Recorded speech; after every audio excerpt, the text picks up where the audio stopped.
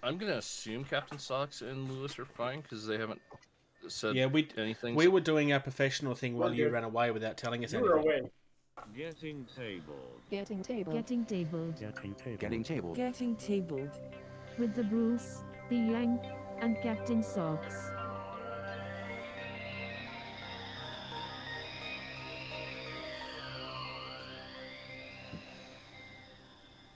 Hello, future people, and you're listening to a very special episode of Getting Tabled with your host, the Bruce. That'd be me at 1 o'clock in the morning. Captain Socks is somewhere over here. You're down below me. I don't know where Bruce has us on the screen. And then there's another face that's right there. It's Lewis and Clarke. Hello, that's me. So, for those that are not watching the video version of this, it's going to be a little bit confusing who Lewis Clarke is, but his t-shirt reveals that he doesn't work for TTCombat. Not at all, not even vaguely. I stole it.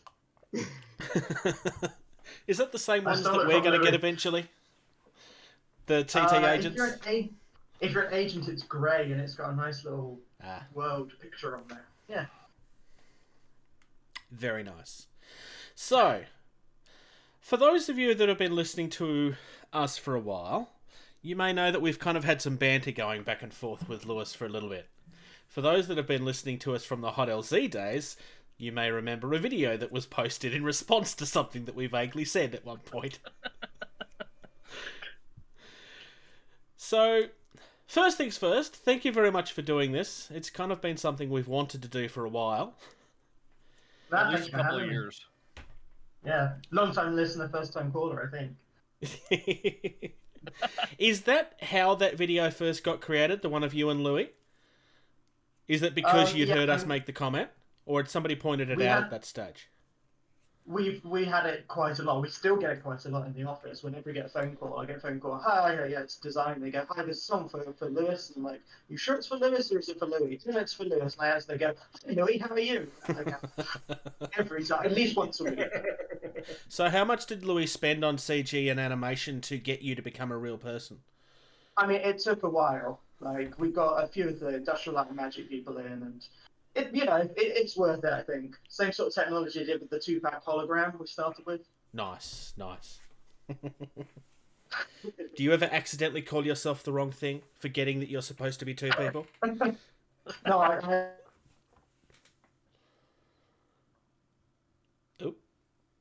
Oh. Welcome back. Hello? Yep. Hello. Nope, you're back. You cut out there for a second.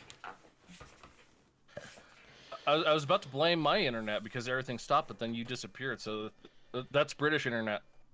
It's Cornish internet. Oh, that's even worse. Mm. I'm just going to nod and smile because I haven't used the internet anywhere over there. We've recently had an upgrade at home, but it's still not very good.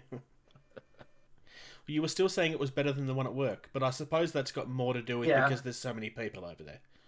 Yeah, that's exactly. It's one of the reasons that we stopped doing live videos. We did a few weeks. I think we did a couple of months of live videos. We did sort of Friday afternoons. We all got together and had a TTCombat catch-up chat. But it was so poor internet quality that we ended up having to sort of just push it to the side. And now we do videos when we get the time, and they're not live, but it's still, it's something when we can do it. But it's terribly slow. We can relate to that to some extent. 3 time zones, 2 hemispheres, yeah. So, well, should we jump into the meat and potatoes of this, Bruce?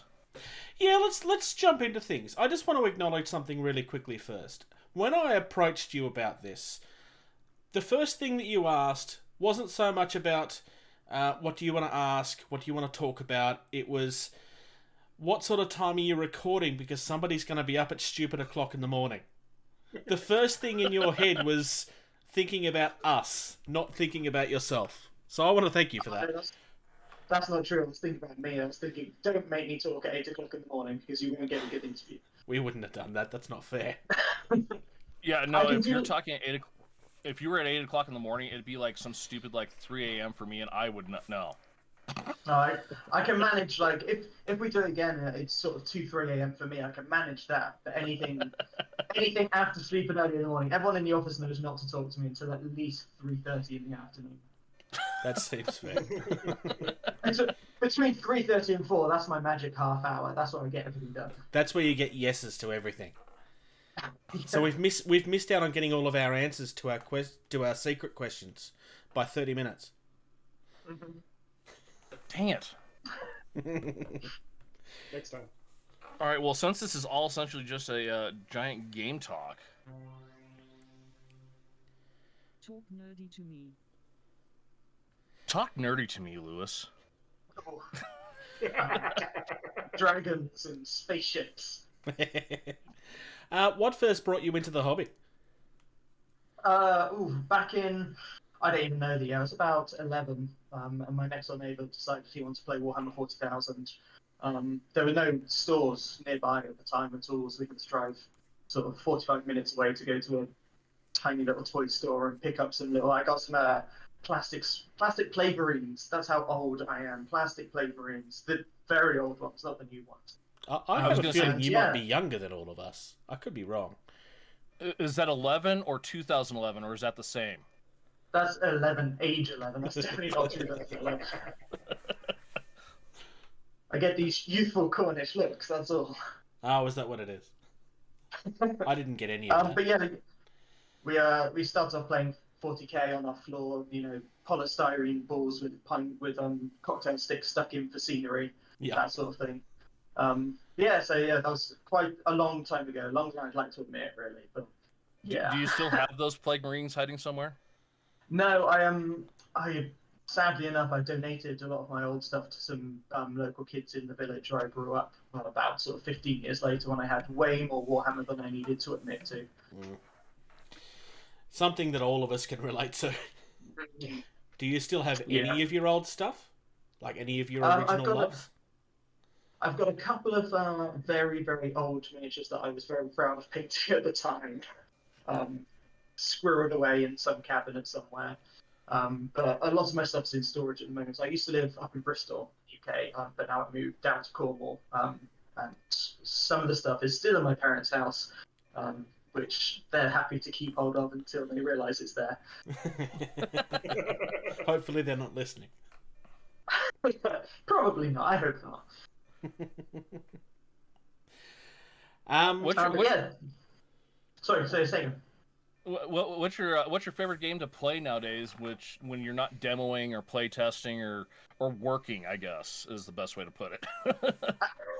I love to say any of my games.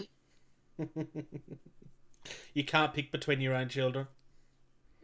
Yeah, it's tricky. I've just rekindled my old love for Blood Bowl. Which with the new edition I've sort of been tiptoeing in. I'm starting to make a human team, which is very, very vanilla, but it's something I haven't had for a long time. I used to play Goblins for a long time, and I kind of wanted something I could win with for a change. But yeah, I'm sort of just dipping my toe in there. We're talking about getting a Blood Bowl 7s league going once everything sort of opens up again. And that's sort of something I could really get into. Smaller games that don't take long to play, and I only need a tiny case for, but that's not. Yeah. Yeah, so yeah, that's the bigger than me. I can definitely relate to that side of it, the quicker, smaller games side of it. Yeah. I've definitely it's one of the reasons very I love, heavy into that. One of the reasons I love Rumbleslam so much when I sort of first started with the company was that it's sort of 45-minute game that takes up 1 foot square. Brilliant, love it. Yeah.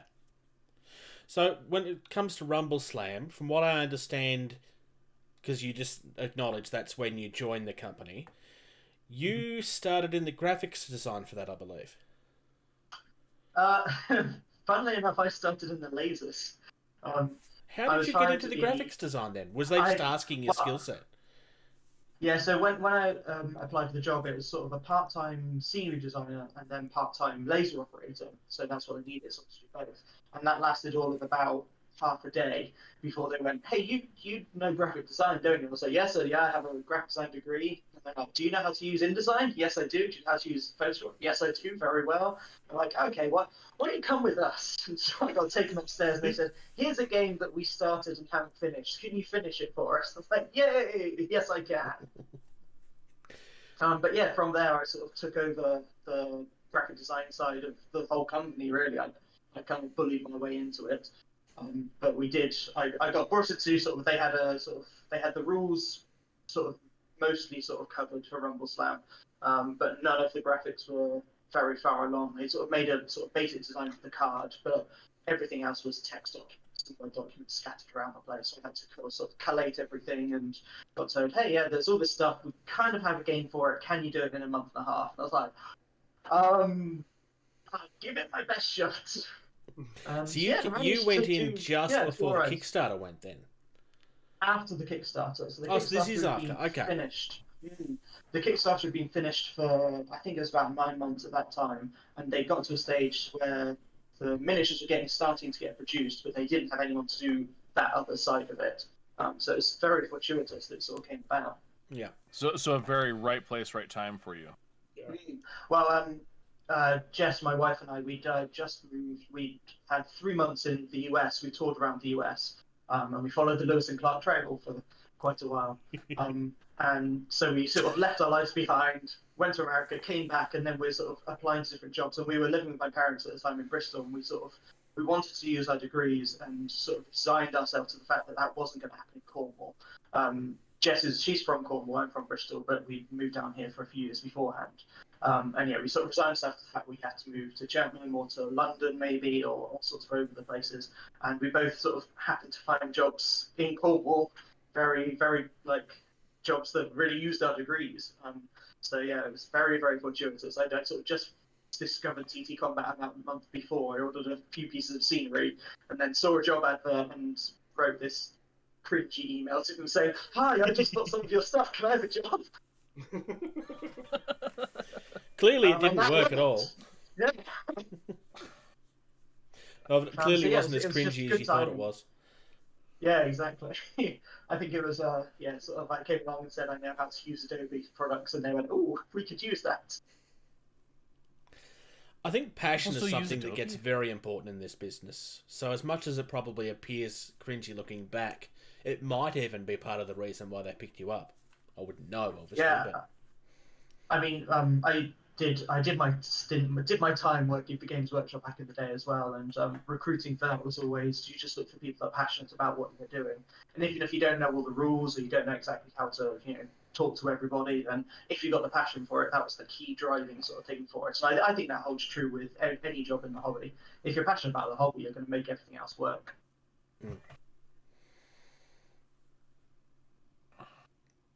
George was going to ask something and I cut him off. No, I can't remember what I said. Mustn't have been important. What's your favourite Dropfleet model, and why is it the Scourge Dreadnoughts? I mean, it is the Scourge Dreadnoughts. I'm actually not sure if I wrote that or if somebody else put that in there. That sounds like something you would have written, Bruce. I was going to say, that's more you, Bruce. Do you know, actually, maybe my favourite model now is the PHR Agrippa. Woo! It's great, isn't it? It's getting a lot of conversation right now. Oh, yeah. Yeah. It's very Marmite, model-wise, I know, for some people, but rules-wise, it's also... It's a lot, I know. These new battlecruisers for the PHR, I think they look 1,000 times better than the two original designs. I really like think, them too. When we did these battlecruisers, Dave was in the office at the time. He before pre-COVID, he used to come down sort of 3-4 times a year, and we'd sit down, we'd have a big roundtable meeting of what's coming next, what he's going to design, and how it's going to look. And the battlecruisers were a direct response to this is what the original ships Dave's got to look like, and these are the ships that he's made most recently, and how do we make those things together? So the PHR is the most obvious. It's the caster pollux, it's the monitors matching some of the old sort of battlecruiser style. But you can see it throughout a lot of the other ones as well. And I think they're really cool. Like the triple prow of the Rome is the sort of the reminiscent of the Kiev as well. And I really like that. I really like that sort of meshing of the two different styles together. I have a quick follow-up question. Why did you let an intern decide that the Shaltari were going to have a 2-up burn through 12 weapon? I mean, Dave gets paid like everyone else. I wouldn't call him an intern. Oh, being the Shaltari player that I am, that seems a little ridiculous in my book. Even. Well, George Dave's doesn't need always any been help. the same. Shaltari don't need any help. But yeah, Dave's always been the same with his rules writing. Like, if there's a sort of triple barrel version or a 4-barrel version of a weapon that already exists, it gets 3 times or 4 times more powerful. And like with the burn through, the Battlecruiser has the same one on the destroyer, but there's 4 of them. So yeah, you just get 4 times the shots, and it's a 2+ because it's a 2+.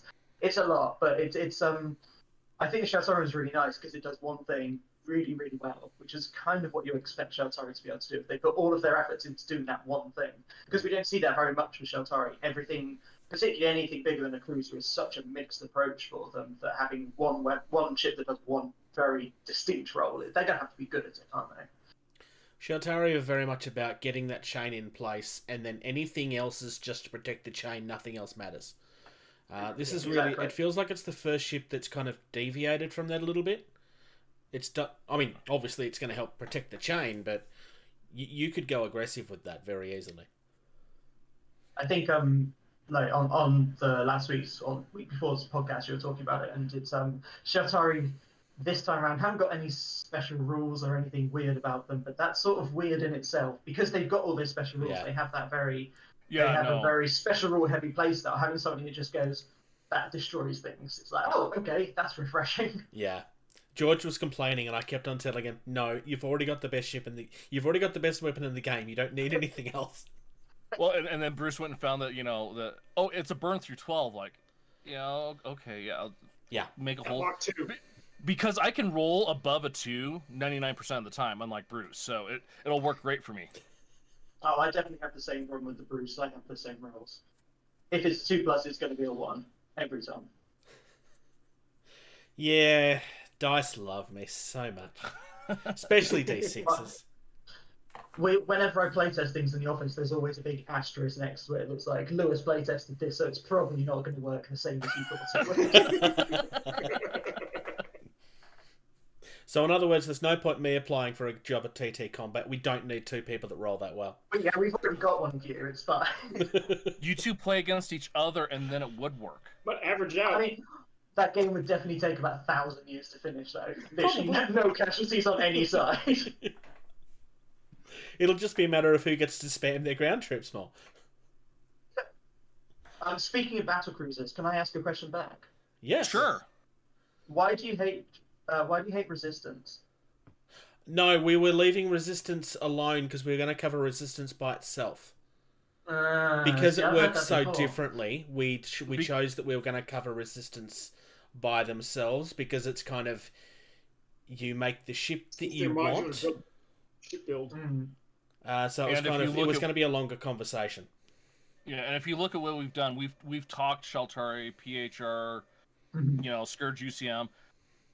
The Resisti are something new, so we're just going to blanket cover them at one go. In fact, it's probably that they will probably be up next when Dropfleet's next because it's Dropzone again this time. So it'll be Dropfleet. So it's probably time to bring them out to talk the monitors and dreadnoughts and everything. That'll be fun. I get to do lots of research. That sounds believable. Whether we can do it all I'll let in you- one I'll let you game have the talk is man. going to be very difficult. It might be over 2. It's going to be a lot of shits because the Resistance. I think we're only missing a dreadnought now, and then they're caught up with everything else. Yeah. Yeah. But yeah, just But who because knows? of how Might not be complicated long that before you get them conversation was going to be, adding them to an already lengthy conversation probably would have doubled every one of those conversations. Yeah, fair enough. Can I get some quick, off knee-jerk reaction thoughts on the Resistance battlecruisers? Just to tide me over. They looked very pretty.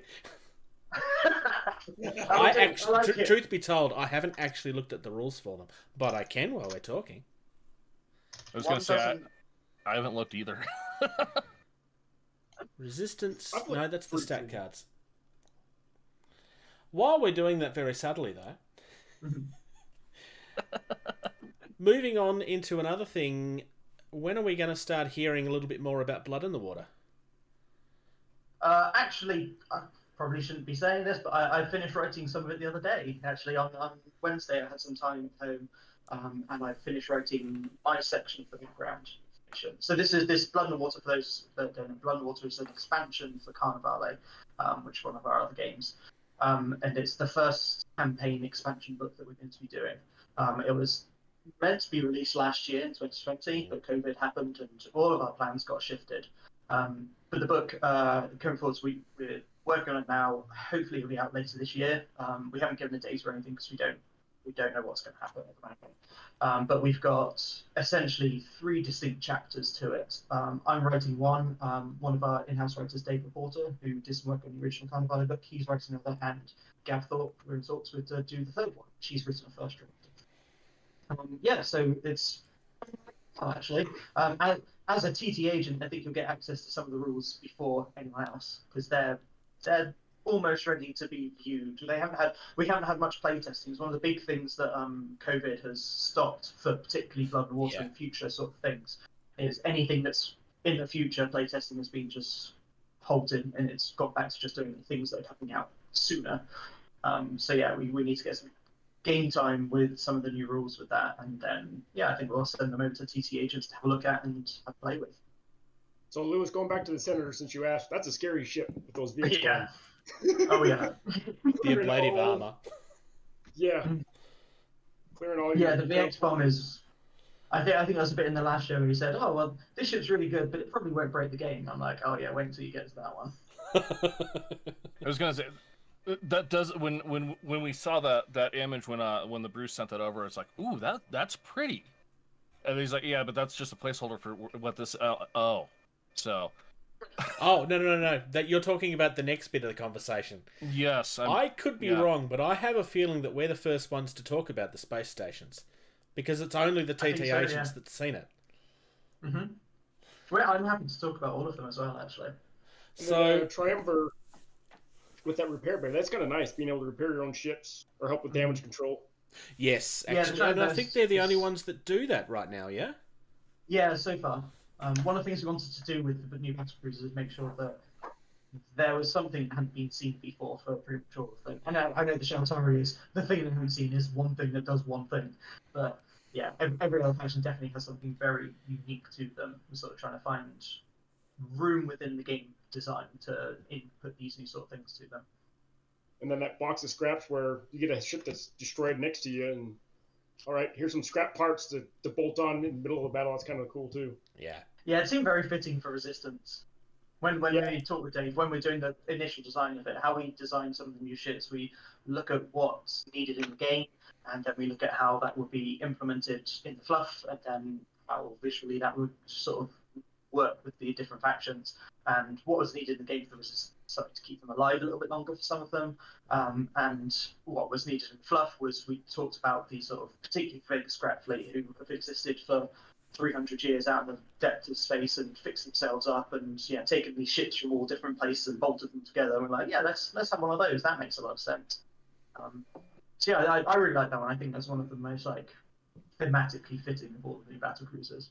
Yeah, especially with the way that things work in the ground game, it's all slapped together.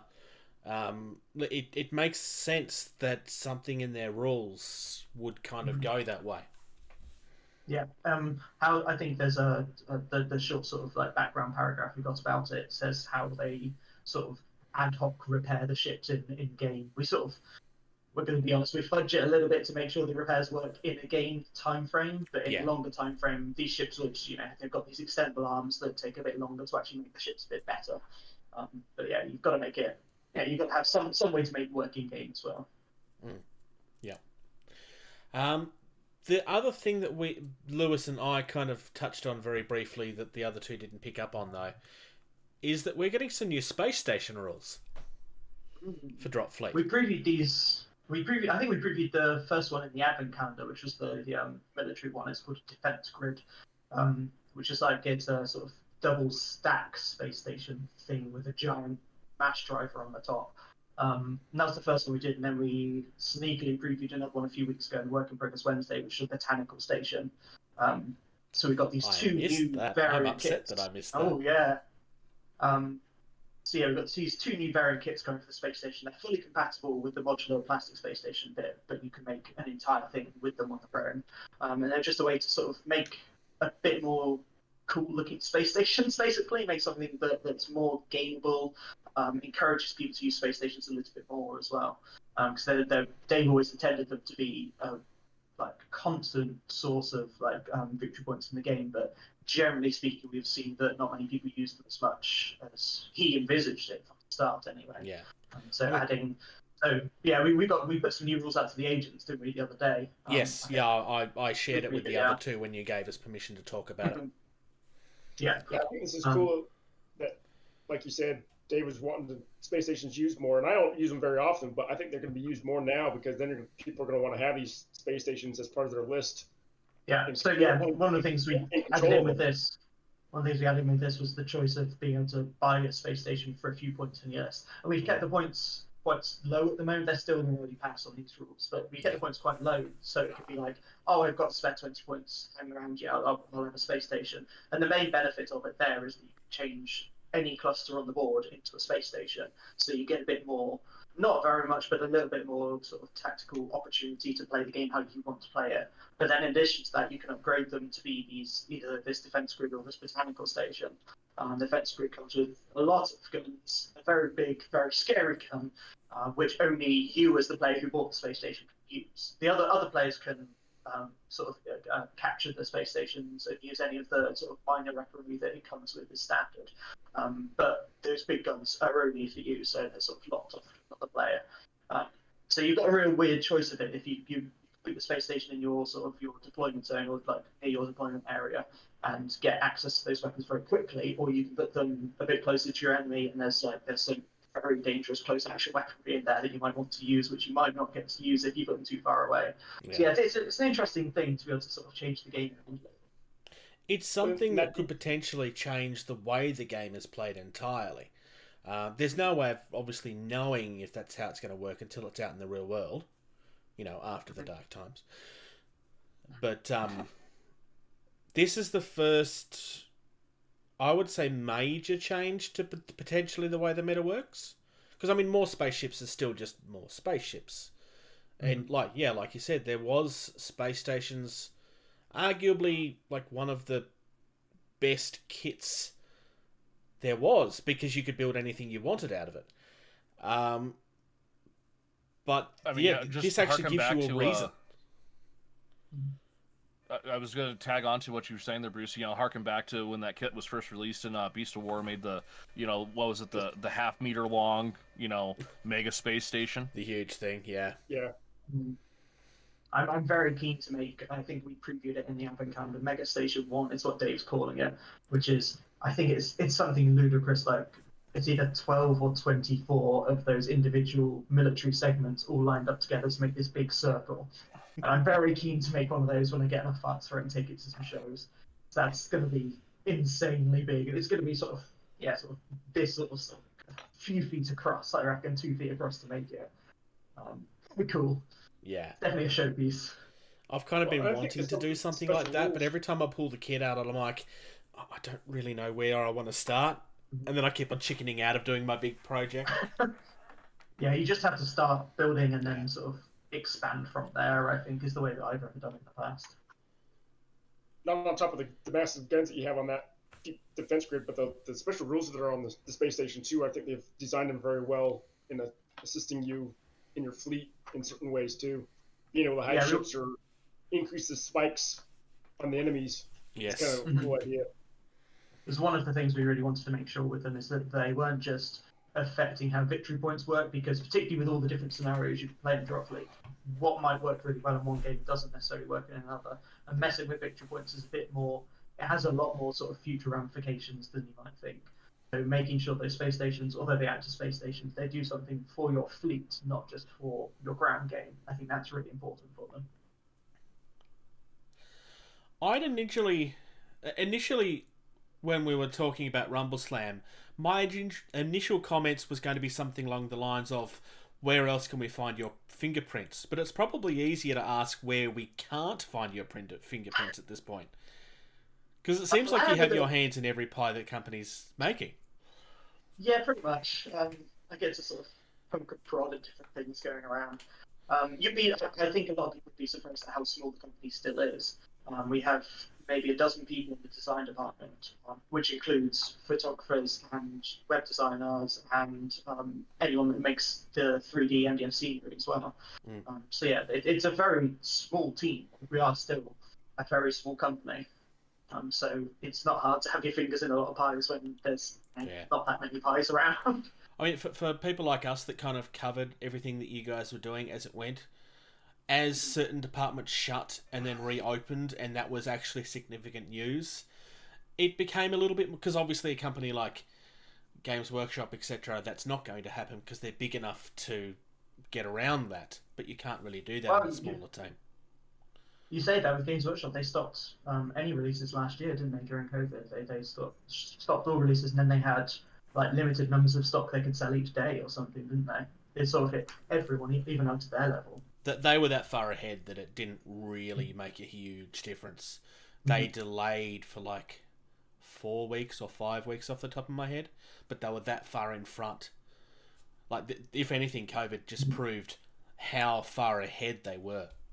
Which we kind of always knew, but nobody really knew how far in front they were. And it became pretty obvious that they were at least 18 months in front of themselves, which is kind of terrifying, really. But I mean, they've got masses and masses of support staff, and like, anyone working in their design department. It's huge now. And they've been doing it for so long. Yeah, like when I worked for them, they had large offices with a lot of people in. It's so much bigger than now. But yeah, we're still sort of half a dozen people doing game design, and it with our company, it gets to the point where if there's extra work that needs to be done in different departments, you can fully expect to be sort of sent off to another department. Like last week, I was in the assembly line and putting things together as well. When shows come around and Kickstarters come about, then everyone's all hands on deck. Like when we talk about Rumbleslam, when I first joined up, we did all the design and stuff, and after my design work was done, I went straight out into the assembly line and made those Kickstarter like packages to send out. Like completely, fulfilled those Kickstarters. I was in the resin room pouring resin for some of it as well. Like it's we've expanded since then, but it's still, we are still quite a small company. Surprisingly small, I think, for the amount of games that we have. Well, on the topic of poking every pie in your product line, like the MDF terrain kits, like what is the design process on that, like start to finish? So we start off with, we've got 3 full-time members of staff doing MDF design at the moment. One of them's just transitioned over. We used to have 4. One of them's just transitioned over to photos as well. But they sort of get a project for themselves for however long it's going to take, set a sort of timeline for how long we want. We say this particular game system could do with some love and can make something like that game system. We have no pretenses in the office, particularly of, I know this is called Savage Domain, but we all know what we're making here. Like we know what game this is for. So we make sure that we know what kind of rules and things you need for the game to make it work. So like all our Dropzone Sci-Fi X Dropzone scenery is made to make sure that each thing can store a certain number of troops in there and has a certain number of floors and will actually work properly within the game. Like you're able to fly over things 6 inches high, so everything has to be either 6 inches high and higher or below that, so we want people to fly that sort of thing. So we start off with that. We decide how many kind of kits we want to make, and then the designers are free to just make the things they want to do. So they go through, find some research things of what they want to sort of visually look at, and then start building. It's usually start with a square and work off. Easiest way to do it. We design in 3D, we design in Google SketchUp, and then flatten them all down and get them test cut, see if they go together, make changes, come back. We do group crits on everything, literally everything in our company. We get group crits on. If someone's got something they finish, they bring it up and go, "Who wants to look at this and say anything?" And it's a really nice environment because it means that no one has any sort of like huge ego about it. If you say, "Hey, I really like I've made this and I really like it," or I go, "Hey, look at these rules, I think they're really good," and someone goes, "That's really broken," and I'm like, "Okay, it is." But you don't always see that with your own work either, though. So it's kind of important that you are in an environment where you can feel comfortable to do that. Yeah, absolutely. Like there's a lot of times where one person, particularly the scenery design's a really obvious one, some person will make something that's really, really nice. You go, that's really cool. Can you fit a 40mm base in there? Because these models go in 40mm bases. You go, no, you can't. Okay, bear with me. I'll go away. I'll make it a little bit bigger, and then it's a bit more gainable.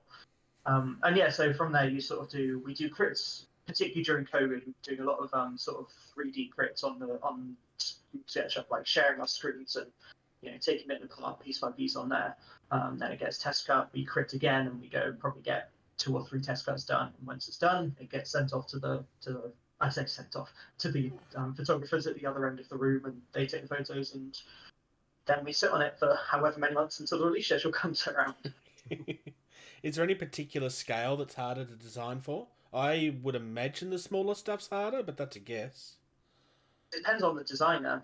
Scott designs most of our Sci-Fi X stuff, most of our Dropzone scenery, and he's very good at making each 3mm MDF piece work as something different in it.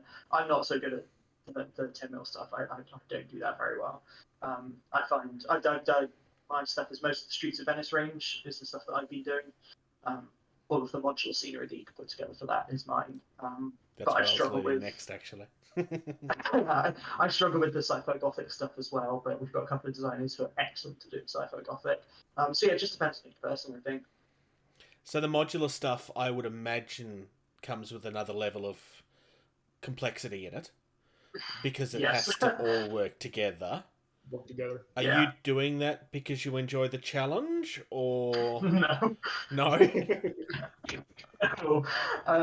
No. So speaking from my personal experience with the Streets of Venice stuff, we started with a long time ago. We had a few other designs doing Streets of Venice, and you had all these individual buildings, and that's great, particularly for games like Infinity or even Malifaux and things like that, having individual buildings where you've got very clear line of sight, and that's the building. That's all fine. But with Carnevale, everything is traversable, and you go up different levels and across things, and the city of Venice is so tightly packed that everything needs to be quite close together. So we started looking at how Venice actually looks compared to how the boards we're making actually look. The boards we're making look like pretty much any other skirmish war game, which is building, space, everything spread out. We thought Venice doesn't look like that. It looks like building, tight alley, building. So this modular idea sort of came into being. We thought, wouldn't it be good if we made a lot of small kits that you can put together to make these massive city blocks sort of things? And that took a while. That took quite a while. One of the strangest things, I started designing them, and I got them all cut and put them down. I was like, yeah, this looks really good, and put it down, and one sort of building made up of 4 different things took up a quarter of the board, because each building was a good size for someone to live in, but when you put them all together, it was too much for a game. So if you see one of the sort of, I think we sell like £4 to £5 Streets of Venice kits, which is one tiny little building, and if you look at it on its own, you think, well, that's a cupboard. That's not a building. You can't live there. But when you combine it with lots of other things, you make a full sort of scale building, and then you've got lots of places to hide and lots of places to run and jump, and that's how it worked. But it took quite a lot of time to make that modular system work. And the one that works on the Streets of Venice one doesn't work on Industrial Hive. It doesn't work on the Savage Domain, because they go together in different ways. It means essentially every time you make something modular, you've got to have very distinct design rules, which doesn't work for every single thing. So yeah, it's hard, but it's worth it, I think. Well, not to fanboy too much here, having been in this kind of hobby since '98 and seeing terrain evolve, I think the MDF terrain, 1, has been the best thing to happen to the hobby, and 2, I think TTCombat is a very much front runner. There's some other ones that I really like out there too, but as far as I think you guys are one of the front runners as far as great terrain for multiple types of genres. You got your old world, you got your your sci-fi gothic. I love the stuff, and that's probably why I was wanting to know, what the start to finish time frame, how it goes through a build process. That's very kind of you to say. Thank you. I think MDF terrain is one of the biggest things to happen in the hobby for scenery, because especially nowadays, you look at some of the prices that Games Workshop have on their scenery, particularly, and it's far and above what you could really realistically spend on scenery. I know it's tricky because no one wants to buy scenery, no one wants to paint scenery, but once you've done it, you go, yeah, I'm really glad I did that. But that initial purchase, painting scenery is the most fun part of the hobby. It's not choring at It's just all. the thing. It's awful to do, but once you finish it, I feel like it's the most rewarding bit of it because you've got a board, you've got however much stuff that you can put on board, and you go, this isn't just for me, this is for everyone to play with, and there's something much more sociable about that, I think. Yeah, I will say, probably the worst thing you guys do is you make your kits so affordable. It's just like, I'll just get 3, and then oh wait, now I've got 3 to build and paint to put together. Yeah, I've That still will got get my you. 3 Eastern Empires I'm not buildings I need to build. I've got a bin down here of stuff I've put together, and behind me, I haven't even unwrapped it yet. So, thanks. I think I'm counting 7 still in the plastic over there. My wife's very happy because I get to make mine, paint it, and then take it to the office, keep it there, and they go, hey, this is cool, we'll keep it on the shelf. And I'm like, yeah. I just have a room dedicated for all my stuff. It has to stay in the room, though. That's Yeah. fair.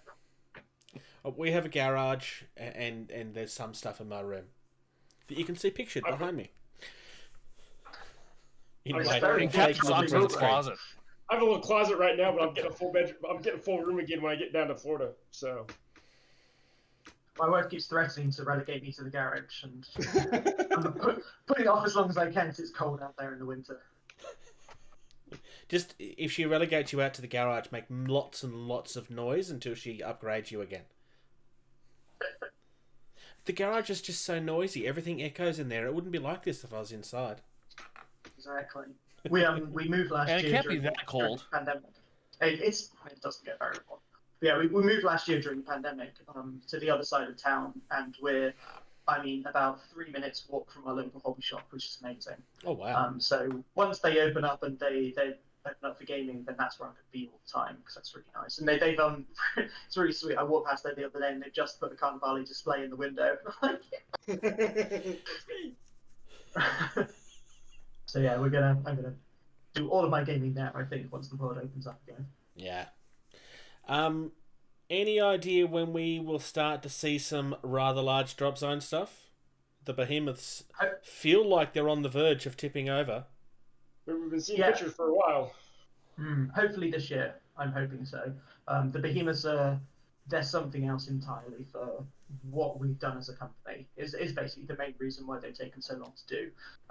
There's been production issues with Dropzone for a little while, and hopefully we're just about on the end of that now. There's sort of half a dozen models I think missing now on the TTCombat store. And after that's all done, we decided we're going to not do any behemoths until that happens. That should have been done last year, but obviously COVID shut us down for however long. Yeah. And it really affected resin production last year because we could only have a certain number of people at the warehouse at any one time. And when you're producing in the warehouse, then generally speaking, our rooms for production aren't that big at all. So we had to social distance means that it just meant that we had fewer staff running fewer shifts, basically, which was a bit of a pain. But as far as things go during the pandemic, we got off quite lightly, so we're not going to complain too much. But yeah, the behemoths are great. They're we've shown off the PHR one and the Scourge one so far. All of the big ones. I think I've seen a Sheltari. I think we've seen a leg of the Sheltari or something. Maybe it was a leg, yeah. The model hasn't been done, but there are pictures in Battle for Earth for all of them, which are based on Dave's initial 3D sculpts of them. And they're, we haven't had all of them come out yet. They'll likely be released one at a time because they're humongous kits, and it's the kind of thing that we want to get right. Like, there's no point in rushing something out to have all 5 at once, but we can't actually fulfill the orders of it. That's silly to do. Or they're rushed that nobody wants to buy them. Exactly, they're big kits, and they've got to be good kits to make it worthwhile. But yeah, I'm hoping that they're going to be later this year. Things again because of COVID, everything was meant to be happening last year was happening this year, and scheduling has been all thrown out of whack. So we're running on the sort of edge of our seat with it. We'll get there. I know that we've got the next batch of restocks for Dropzone. I think should be the next release for Dropzone.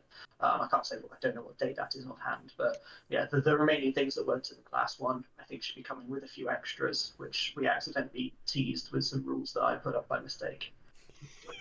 I heard about that. that was on me. That's on me. I didn't know that it was your fault, but I did hear about that. Yeah. I think that was talked about on the TTAgent's Discord. It's it was one of those things. We try and work when we're doing playtesting. We try and playtest from the proper stat sheets whenever we do it because it's easier. Like the sooner we can get those made, the sooner you can play. Because there's no point in sitting down to playtest a game and all of your stats are handwritten notes that say, "Oh, it does this and it does this," and you go, "Did I change that last time?" I'm like, "I don't know. Let's just carry on," because it takes twice as long to do anything. So yeah, we try and get all these stat sheets made in advance and then accidentally export them for the public. What a yes. And then moving back to Dropfleet, we saw protective rumors of and pictures of launch assets specific to the various factions. So we're going to be seeing those in the future still, or?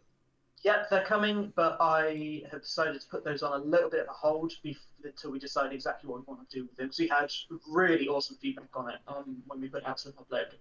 It wasn't just the overwhelming, keep them the same size though. It was all the comments that people put through afterwards that were really, really useful. And one of the things that we realised that there's a few things that we play in-house because we've got however many models we've got, and that's just how we do it. But one of the big things that came up was that a lot of people, when they're using launch assets, particularly fighters, is that they just put a dice and say how many there are because you get so many bases of launch assets. And we're like, oh, we thought that's just a thing that we did. No, okay, if everyone does it, then there's obviously something fundamentally not wrong, but fundamentally skewed about how this actually works. So maybe you want to rethink how that's going to work. And particularly with these faction-specific launch assets where you buy them because they're cool and you want to reflect your list, you don't want to be just putting one down and be like, oh, who cares?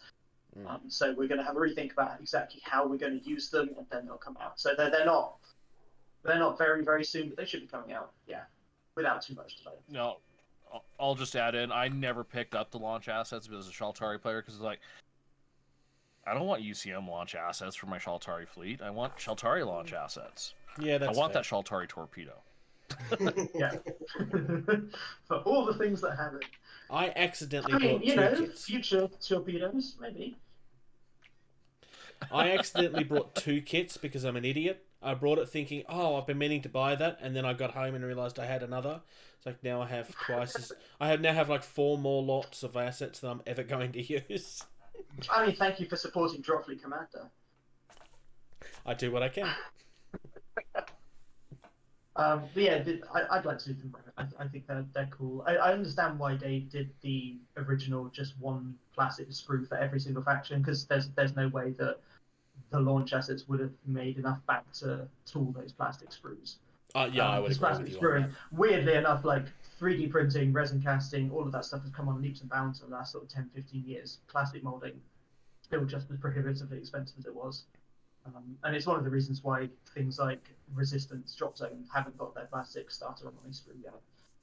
We hope so in the future. We hope it will be because they're extremely popular as a faction. But we need to make sure that essentially everyone that's bought the resin needs to buy the plastics if we do them, and that's a tricky sell.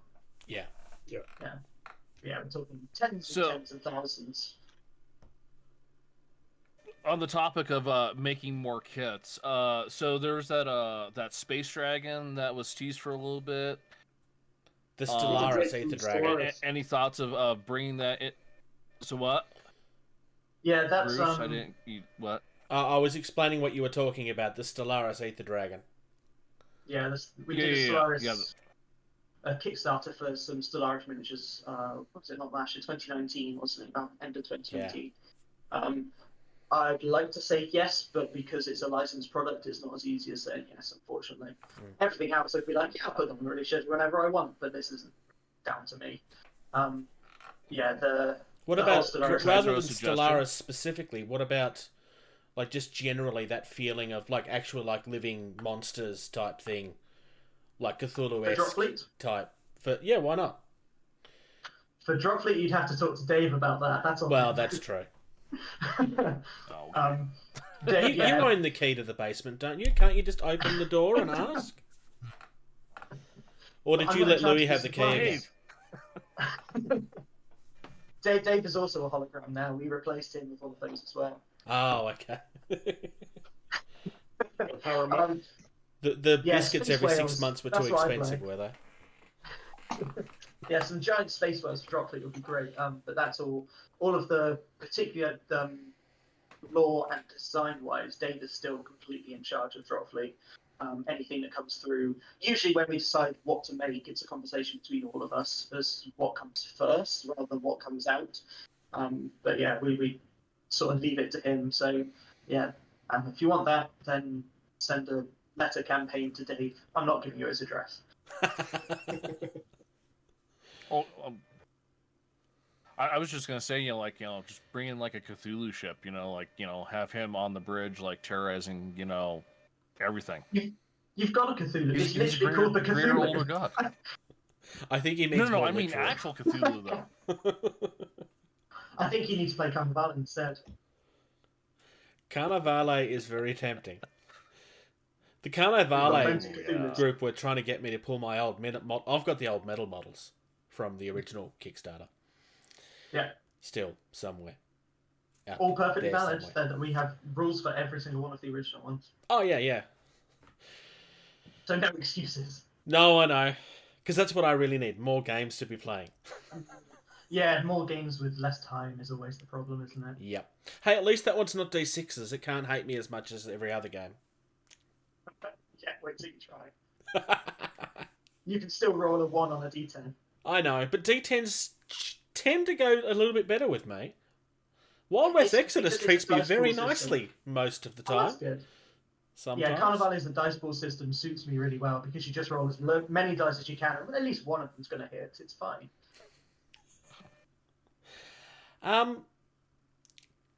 TTCombat have been using like the living rulebook approach for most of their games for a while. Are you able to talk a little bit about how this has been working and how other parties' feedback has been used in the balance process? I mean, for me, it's the TTAgent obviously plays a part in that. Some more than others. I can't say I've helped a lot in the... I'm not good with helping with broken balanced rules. I'm good with final things when they're done. It's like, yep, I like that. That's just as helpful. That's not. It's still helpful.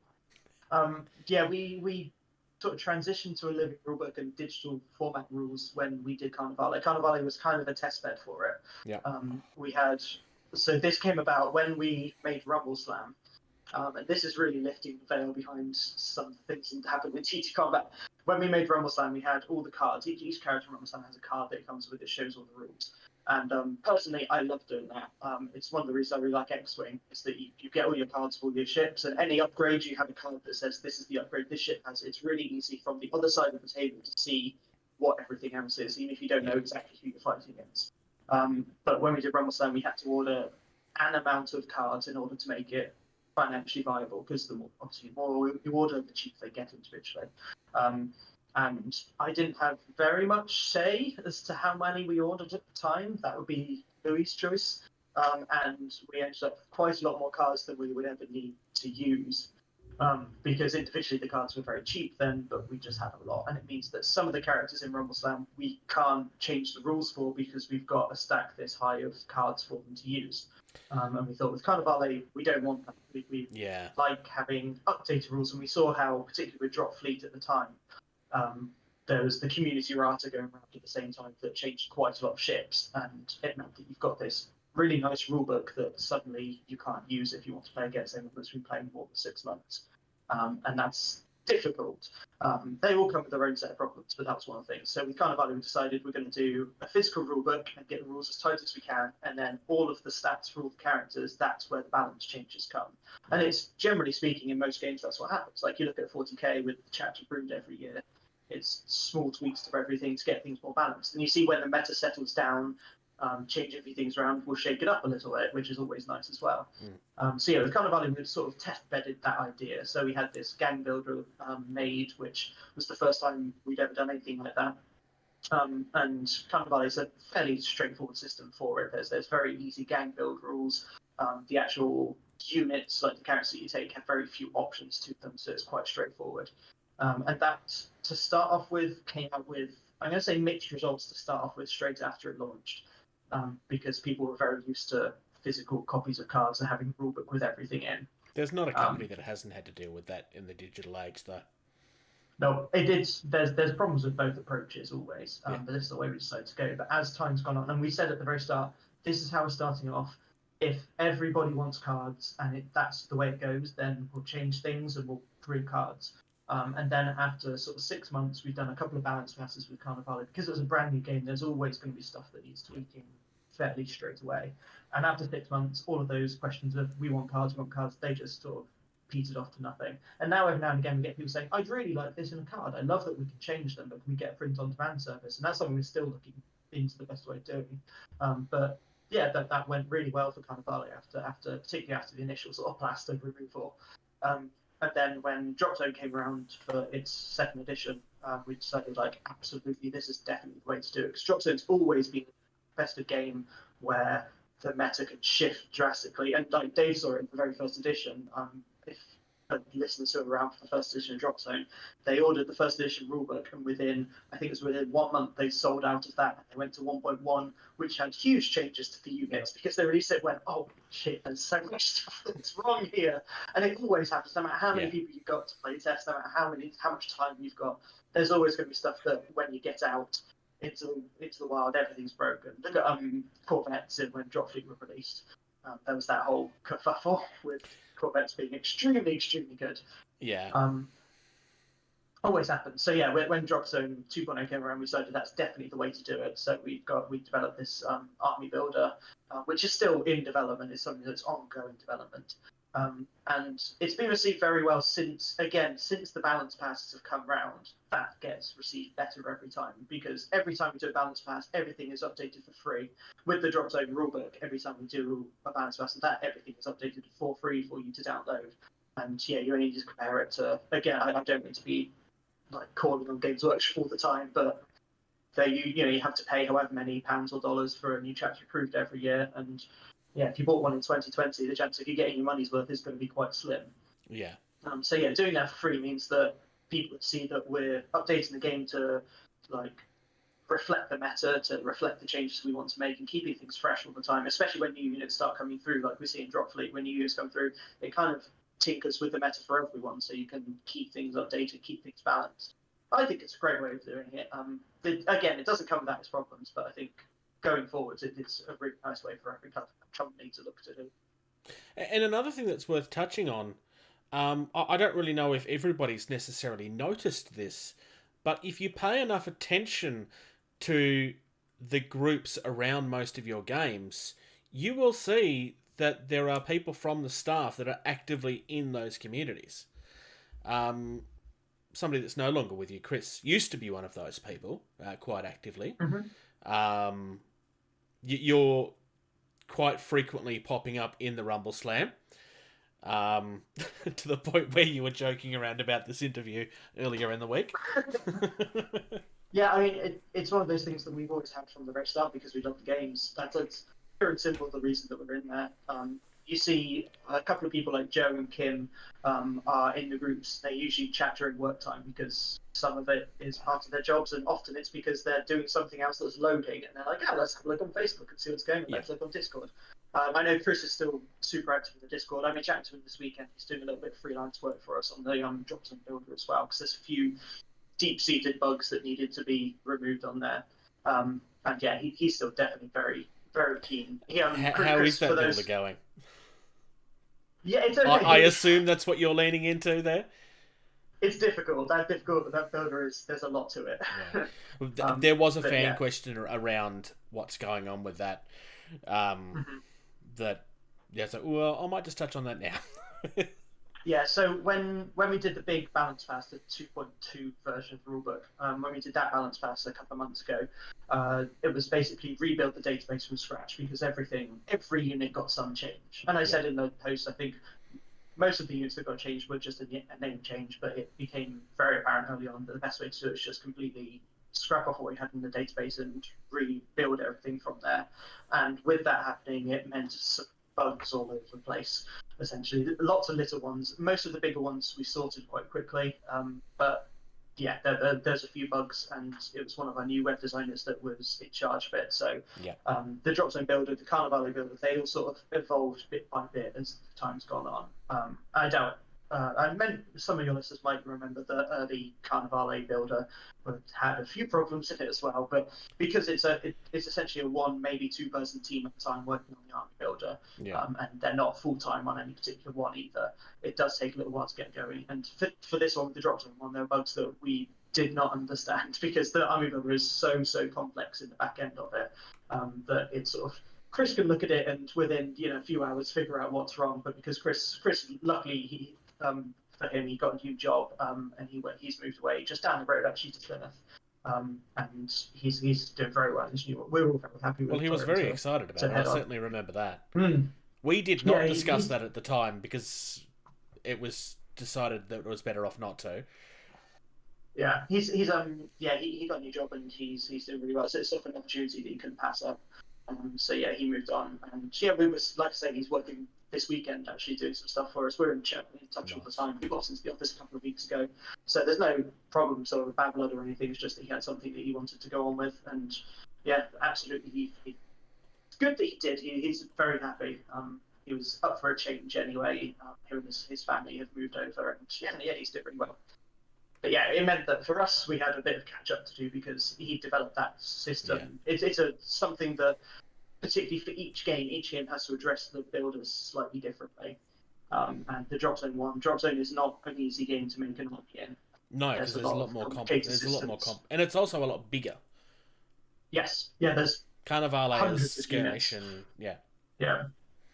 So yeah, it's a complicated system, and learning it from the back end is basically learning to code from scratch each individual one.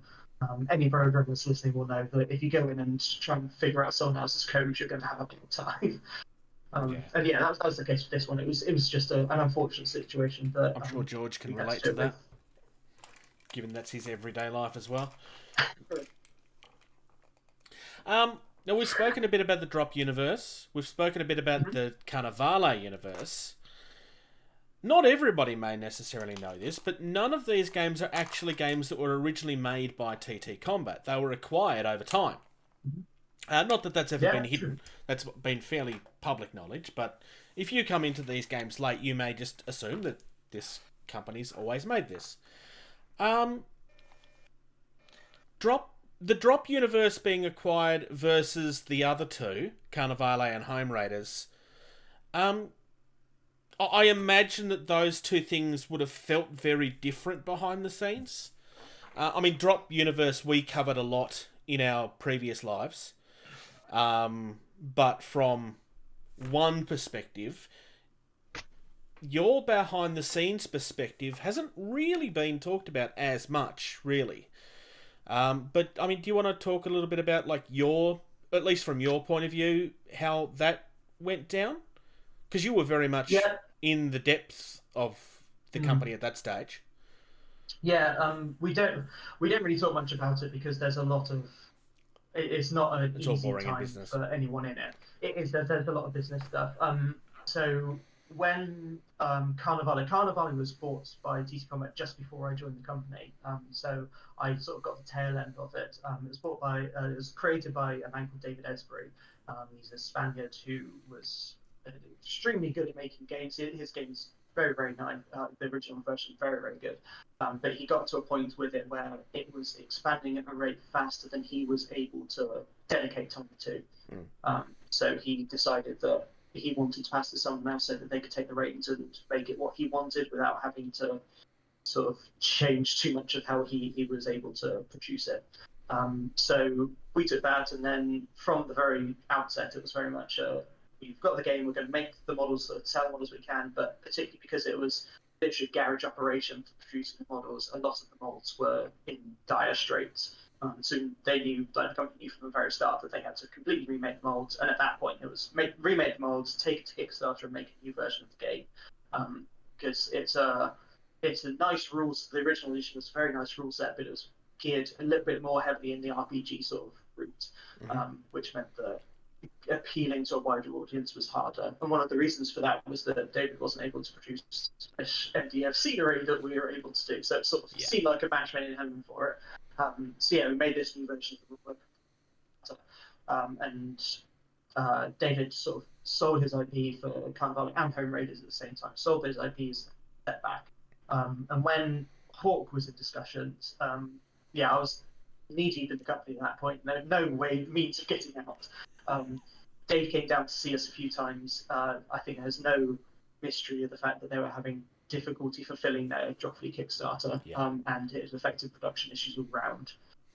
There's more behind the scenes stuff that is trickier to talk about because it's much more personal level for Dave, and it ended up being understandably a very hard time for him because his company, who he'd been CEO of for 10 years at that point, was undergoing some very difficult times. So he was in talks with us to first of all just outsource all production, and then very shortly afterwards it needed to be a different conversation entirely. It was like that him and Hawk were going to be brought into TTCombat. We were going to fulfill any outstanding debts they had, including the Dropfleet Kickstarter, because there's still quite a lot of pledges that hadn't been sent, and a lot of half-sent pledges for things that tokens and mats and things like that. So we fulfilled all the rest of it, and then brought Dave in to come to work for us. There were, without sounding so dismissive, there were casualties along the way with Hawk because the company was not working well in a very, very real sense. And it's unfortunate that that's the case it was, but it was a case of either there was going to be a period where some of the old staff were going to be let go and the company was going to move in with us, or there was going to be no more Dropfleet. And I think this is a better way of doing it because I love Dropfleet, so it worked out for me. And to some extent, I mean, and we covered kind of this at the time and said something along these lines, but there were some roles that realistically it's just not going to be two people because it was a one-person job. Very generalised, and I'm not pointing at anyone in particular. And I can happily say I've never been in a management role where I've had to fire anyone. I don't ever already, because I have seen the toll that it takes on people having to do that. I don't want to be in that role myself. So yeah. Well, at the time I was still a designer. I was just about working on Carnevale, I think, when we bought Hawk. But mostly focused on Rumbleslam at the time. And I had a manager and he had a manager, and so most of that stuff was handled behind closed doors that I wasn't really privy to.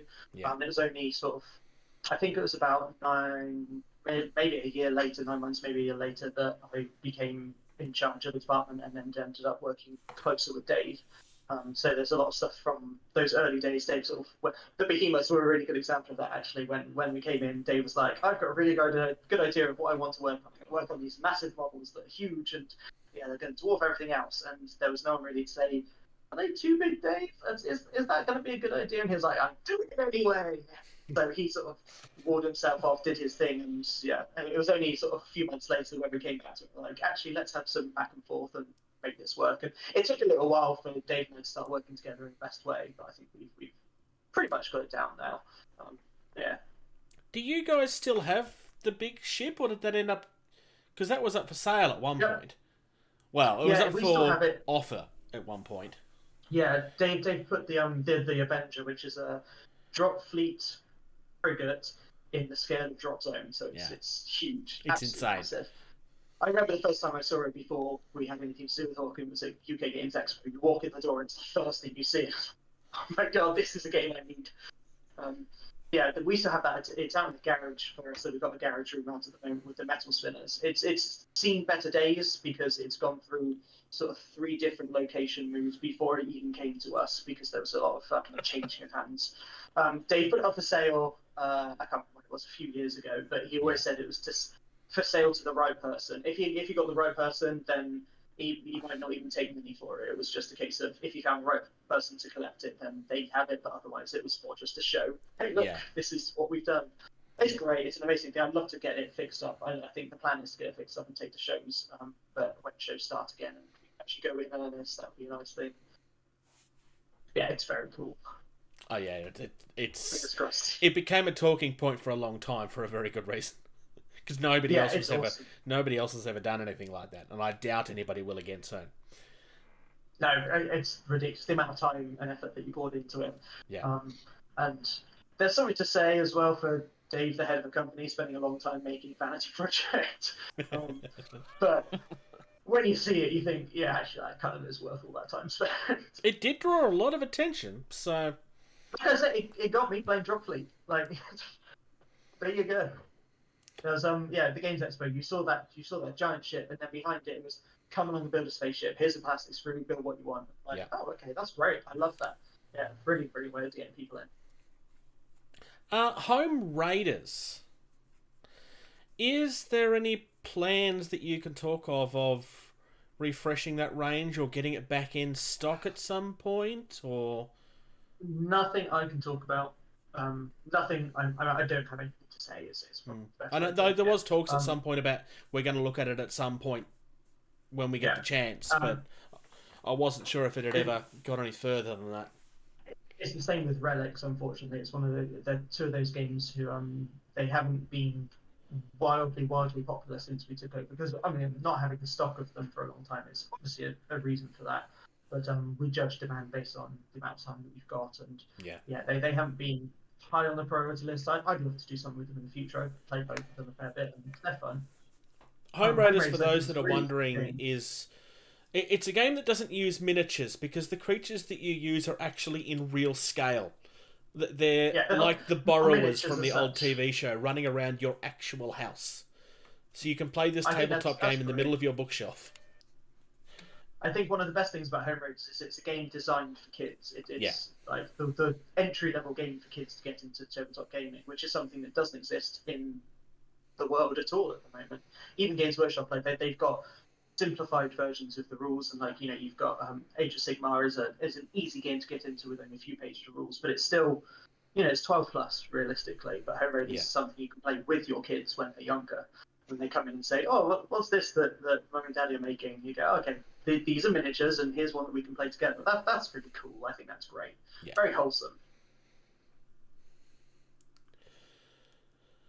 So on the topic of other projects and everything, several years ago, we asked Dave this question, and we didn't get much from him. But is there still any thoughts or ideas about a Dropsquad game?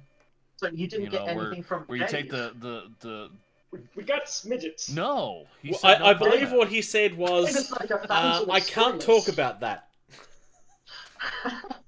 We have audio evidence somewhere of this conversation.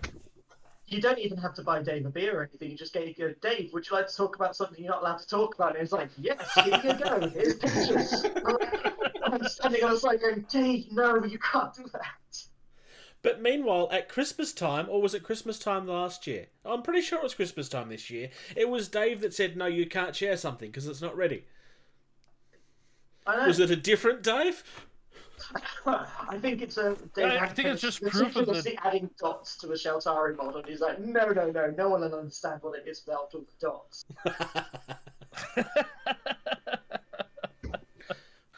But anyway, so now we know who we need to pester George with. Then we need Dave to pester George. Yeah, Dropsquad Commander. Yeah, any thoughts about doing a 28mm scale, kind of a Zone Mortalis, based off of the Drop universe, where you're focusing on the infantry models? I have some very particular thoughts on that subject. The end.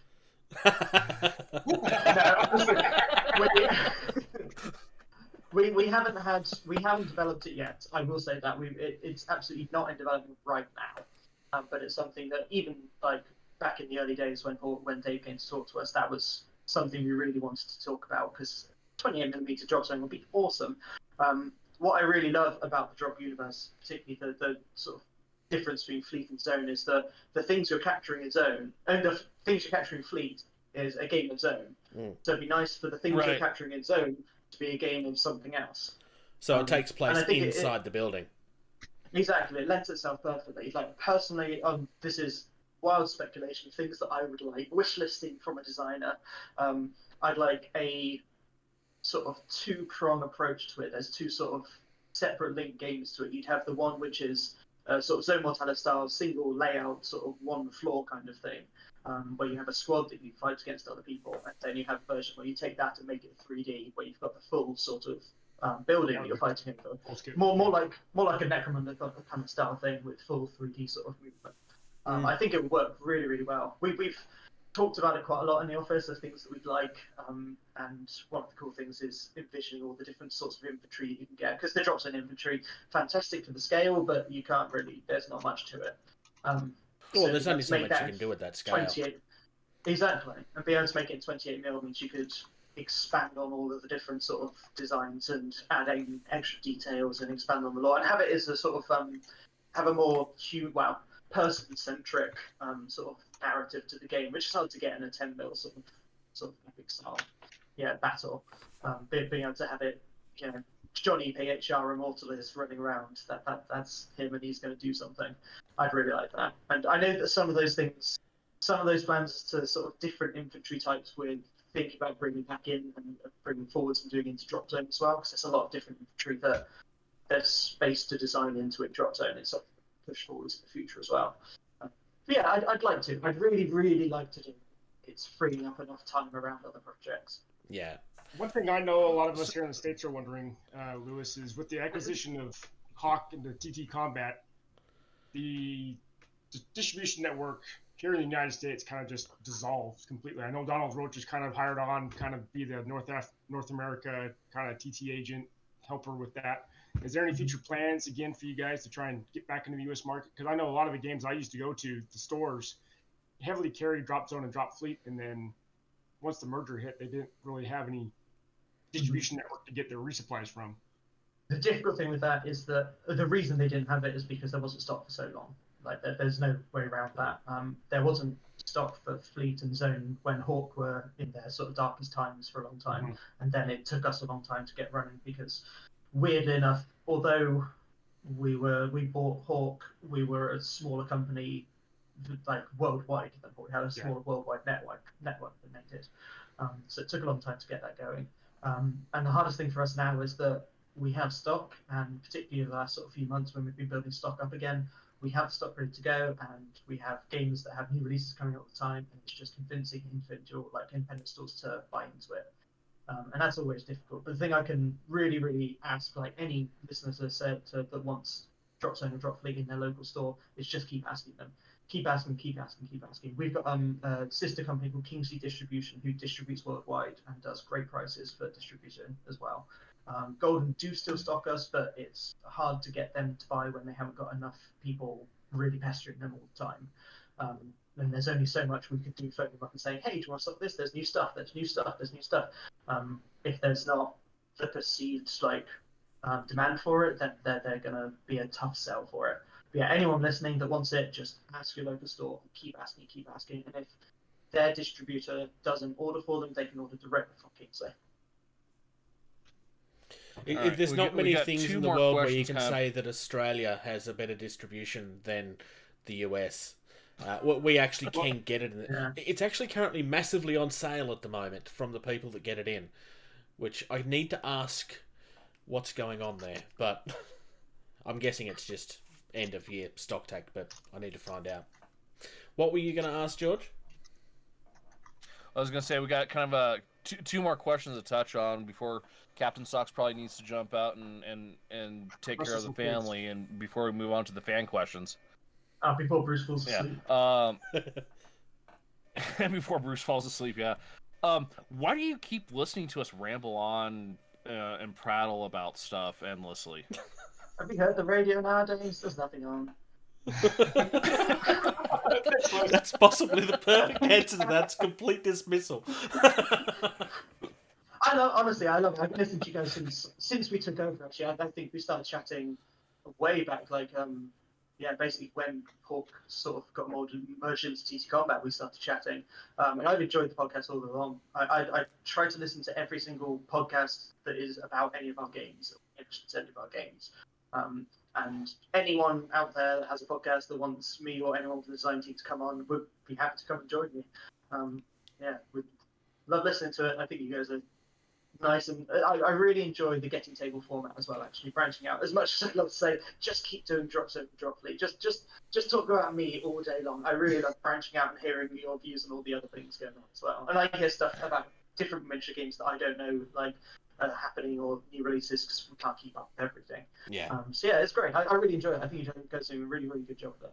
We try. Yeah, I remember you specifically saying that, if living in the TT universe, it was nice to hear about some other things that are happening, because you're so, tunnel vision on this is your job, this is what you do.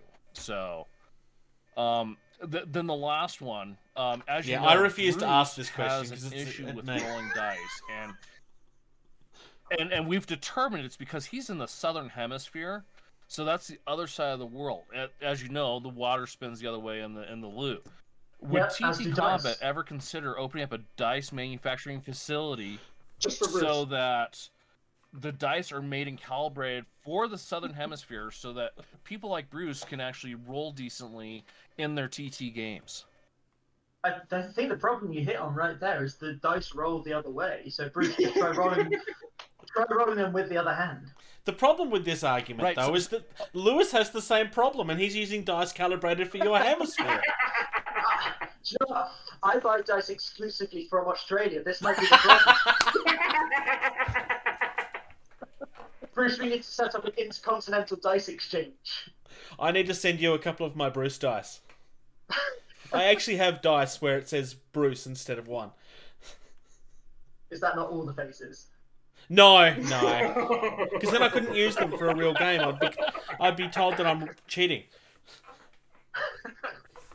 I would, if you roll like me, I wouldn't even bother putting all the other faces on there. Just put the one on there, and you know it's never going to come up with the other ones. Well, that's true. Oh dear. I think the best part of this is that I actually have people that have never believed that it's true. It's like, oh. And then the face when they realise that no, this is not exaggeration. This just happens. We're absolutely cut from the same cloth. Honestly, I really am not allowed to play test properly in the office because of my damage roll. It is that bad. Back in the day when I was big on the Games Workshop games, I used to play. Well, I started playing Space Marines, and I had a very elite Space Marine army where if you hit with every shot every round, you could probably do enough damage to kill another army. And then I quickly gave up on that and played Tyranids instead with as many Hormagaunts as Termagants as I could, just to get the dice. Because it's not going to work unless I've got a whole bucket load of dice. If I have that many, I can win. Otherwise, no chance. So the only chance Have you you ever heard had of was either orcs? Tyranids or Orcs, yeah. One last question before we get to our fan stuff. Is there any particular part of the design process that you enjoy more than the rest? That's a good question. Breaking the game. That's the bit that I like. Oh, so you and George would get along really well. What I really like is and my best example of this is Dropzone Command cards, because Dropzone, you make the rules, there's your rule book, and that's how the game plays, and then you go, but actually with this card I'm cheating, and with this card I'm cheating, and it's just we've got spreadsheets because the overall plan for Dropzone Command cards is to do command cards for each faction. You've where just you can answered mix a fan faction question. cards.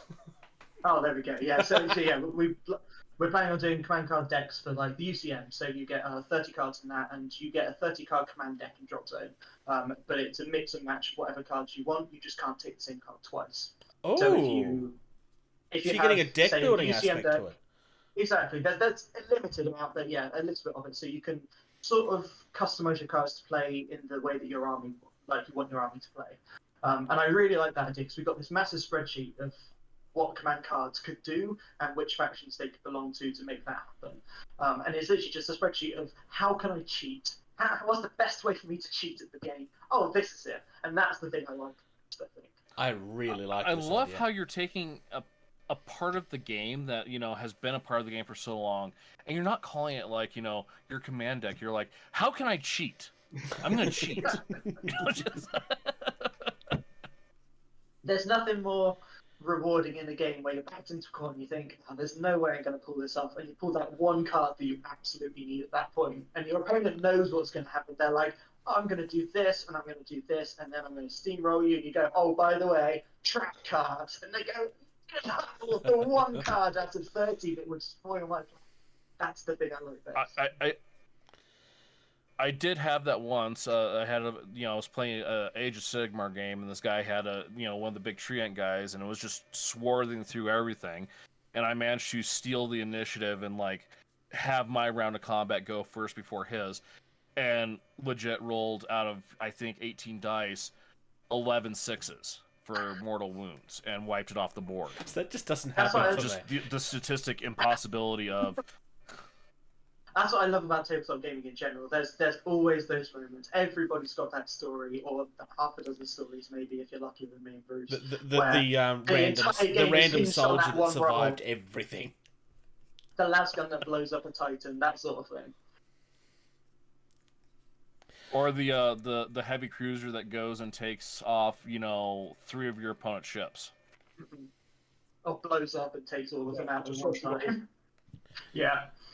Or takes out all your ships and you're just screwed. It's still a story.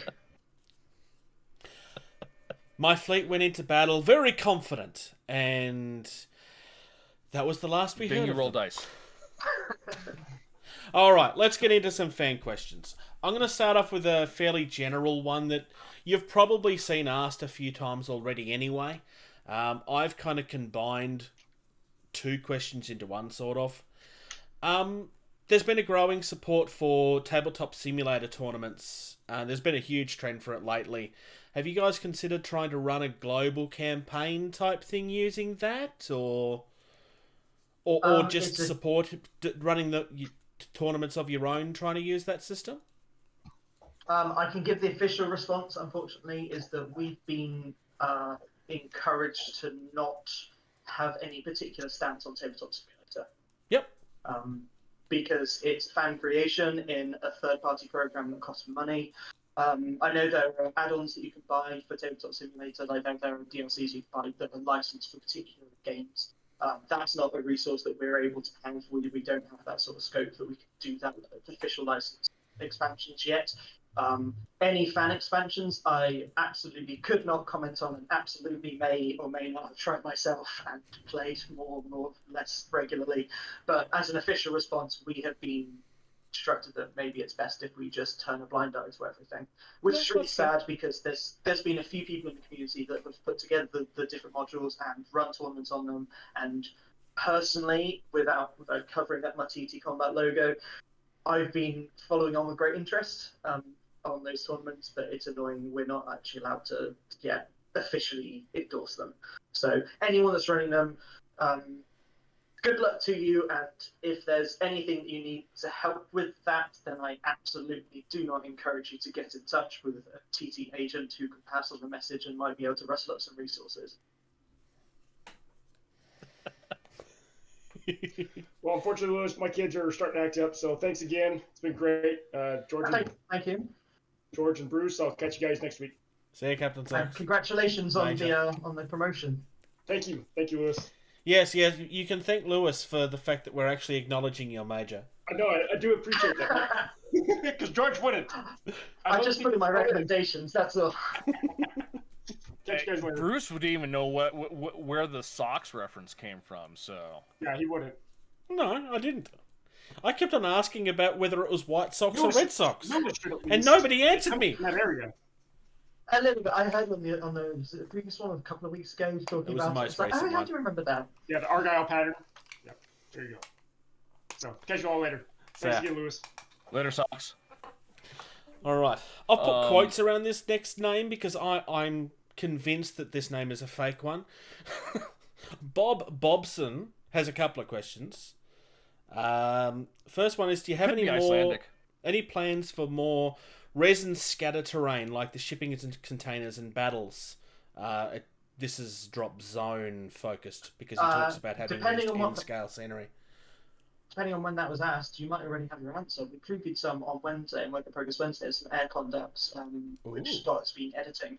The original aircon duct pack from Hawk has 4 individual teeny tiny pieces of air duct, which is, it gives you a lot of versatility, but it means that it's quite a lot of work to make something for it. So Scott has combined some added extra elements, so it's a sort of single drop-on for each building you can use. There's those. He's actually been working this week. I'm not sure whether I should say things or not, but no, yeah. He's been working on some stacked-up cars and trucks using the Spinning Cars and Trucks pack. So I say using the pack, he takes the 3D models and sort of combines them, merges, adds additional textures and stuff like that. They look really, really good as well. We've got a few more things as well. I know that the, not scatter terrain, but talked about terrain, the Aegis Defense Laser is going to be coming back soon. That should be going back to stock. I don't know when it's going to be. We've changed it a little bit. We've made it a tiny bit smaller to make it a bit more gameable and make it fit into a box. Yeah. So that would be good. Yeah. That's the one where yeah, there's a Dropfleet version of it, right? Mm-hmm. Yeah. Yes, it's so I have one of the them. little Aegis, the point defense lasers on all of the UCM ships is that, but in so much scale. Yeah. Yeah. So there is more. It's one of those things. I'd like to do it every time we do a drop zone release. I'd like to do some scenery to go alongside it. Whether that's scatter terrain or MDF or something else, then lots of stuff coming. Nice. A while back, a bullhorn render got shown. Is that still in the pipeline somewhere? If I'm being very honest, I don't know where it is. That's an answer. it Clearly, will Lewis be is not the one working on it. Yeah, it will be somewhere in there. I saw a 3D print of it at one point, but I don't know how far along it went. I think there's a problem with the print of it. There's some internal structural issues with how it printed. That's all I really remember of it. I'd like to go back and do some more fauna. The fauna are in the game at the moment. You can pay to add fauna into your army if you've got a few points spare. Yeah. And they sort of function as a sort of half independent kind of thing. If people want more fauna, they should let us know. That's the biggest way of doing it, I'd say, because at the moment fauna are sort of a smaller subset of what the game is, and if people want more, email in info@TTCombat or let us know on the Facebook pages. We're all on there. And then we could put that further up the release queue. Well, I suspect that you have at least one person asking about it there. Mm-hmm. Are you willing to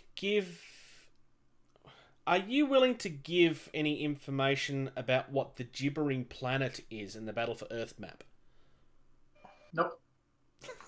I suspect that would be a Dave Okay. question anyway, right? I could give some information, but who says it's a planet? The person asking the question?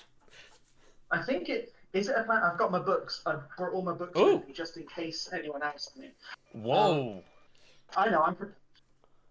I don't know if it's a planet. Do you have a Traffic James book? I do have a Traffic James book. I love my Traffic James book. Excellent. Can we confirm that Traffic James will always remain? Oh yeah, absolutely. No matter what happens, Traffic James is going to stay. I love the fact that he's now in Rumbleslam too. Oh yeah, he's fully canon now.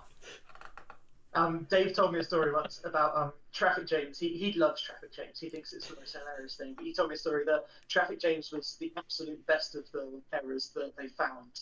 Because for a very long time, it was going to be called Dropfleet Commander because they forgot an L on the cover. Ooh. Bullet dodged. Oh yeah. But yeah, the garbled one is a planet. I've got my map. The garbled one is a planet. There's an unknown, which is just a point of interest. But yeah, I have an idea of what that is. Dave has an idea of what that is. But it may be something. It may We be don't. nothing. Interesting. Along the same lines, What? are we ever going to find out what the Scourge are running from? Who says they're running? It was in one of the previous updates. I mean, it was hypothesized by a UCM scholar that they were running, but that's all. Oh, okay. I couldn't say. One thing that Dave and I work together very closely on with Battle for Earth is adding in more space in the world, because one of the reasons for it is that with Hawk they had very limited page space for what they were doing. The Reconquest books are quite thin, particularly in comparison to the massive Battle for Earth. Oh yeah. So they had to be very particular about exactly what story they were telling, and that story was always focused primarily on the actual conflict going on each planet at that particular time. One of the things with adding resistance into Dropfleet is expanding that world. And it's one of the things I love most about Battle for Earth is there's so many little nooks and crannies everywhere you look. You can be like, I could make an entire army focus on this one tiny conflict and make all this headcanon of what I want this to be. And that's one of the things we're really keen on doing with Battle for Earth is making sure that there's space for people to make their game what they want it to be. So a lot of these questions, some of them will be answered, some of them might never be answered. It's up to you to decide. No, that's fair. Warren from Beasts of War would usually call that gaming in the gaps. Absolutely. Nope, we just asked that one. Michelle, who I'm sure you know very well. Yeah, I love Michelle. He's great. Michelle's Thunderboy. asking, you've mentioned to the TT agents that there's the list. For our listeners, can you explain a bit more about what the list is, how long it is, and how did it come to be? Like, maybe some vague examples of what's on it? The list with capital T and capital L Yes. is everything that we haven't done that we've been asked for. It is between one item and many more items long.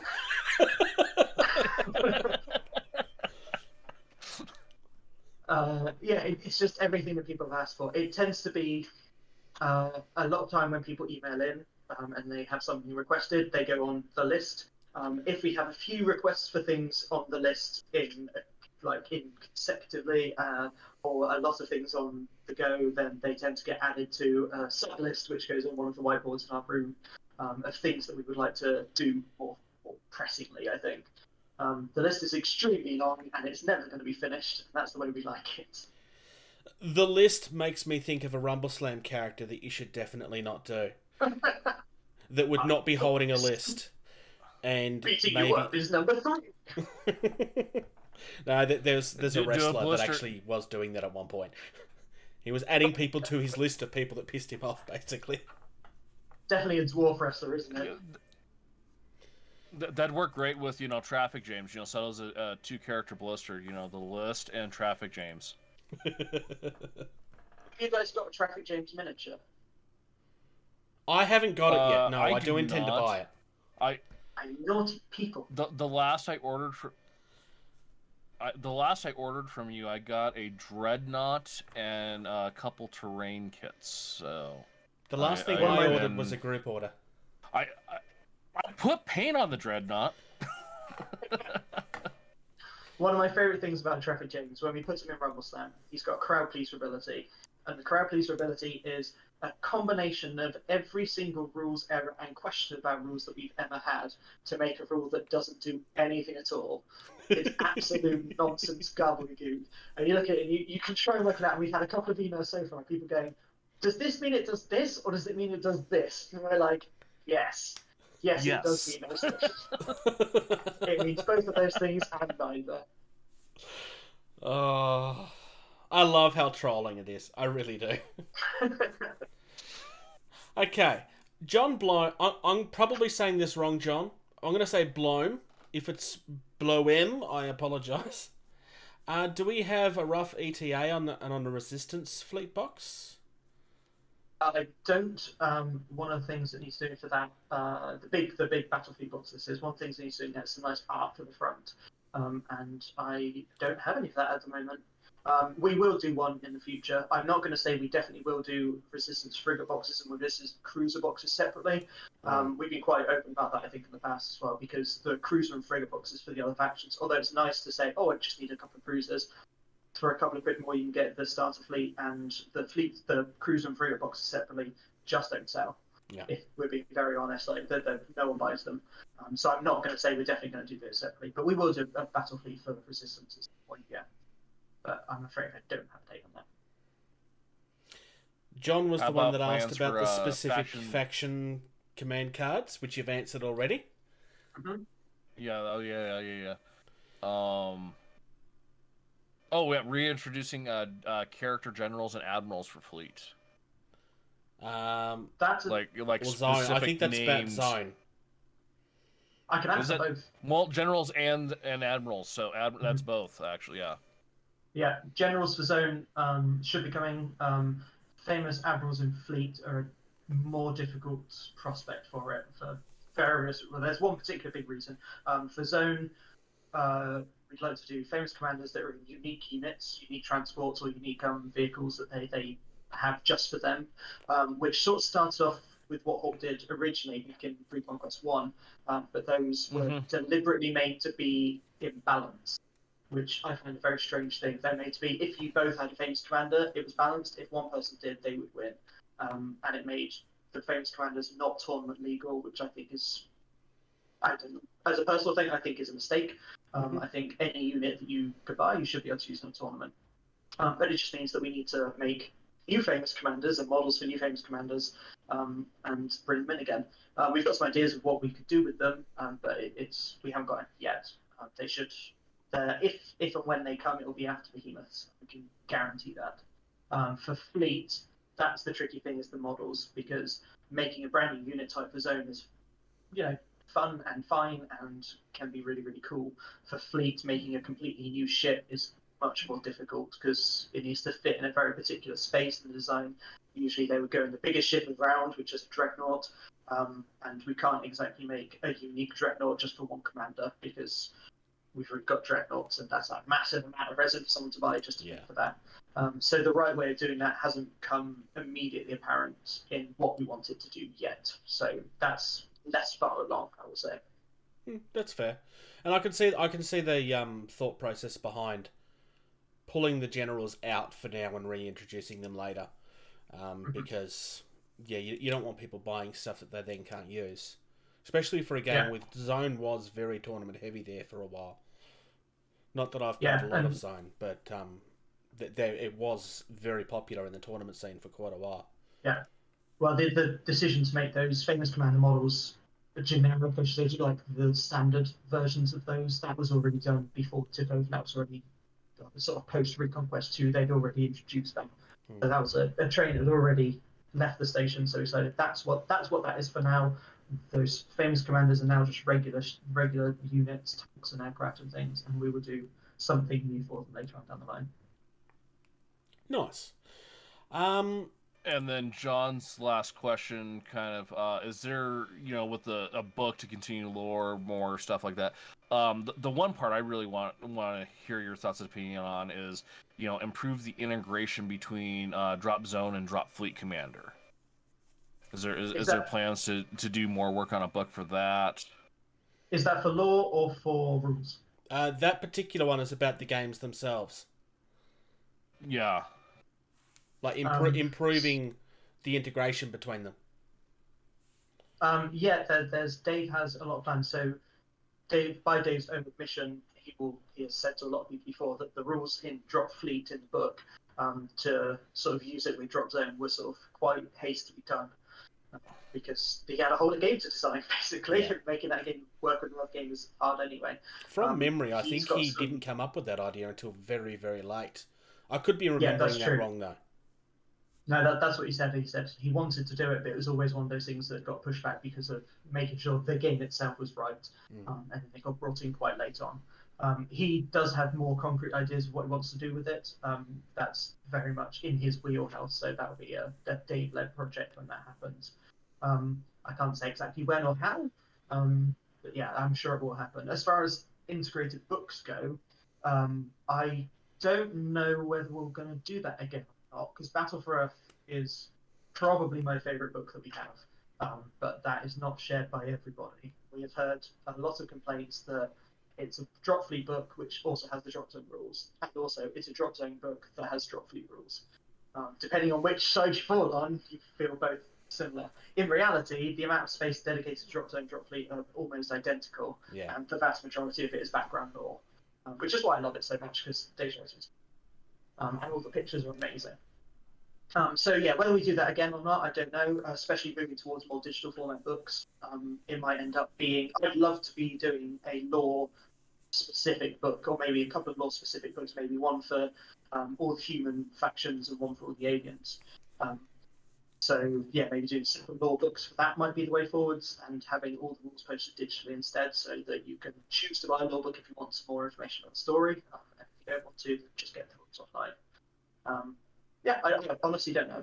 I'd love to do that. We've got some very cool ideas of where the story can go, and one of the big complaints that Dropzone has had over the years is that all of the lore is written from a UCM perspective, and there's very good and obvious reason why that's the case, because they are the protagonists. And it's also what happens in almost all tabletop gaming, quite frankly. Yeah, it's a nice way of writing, and it also means that anything that you read, like I said earlier, anything that you read is only from the UCM perspective, so it might not be true.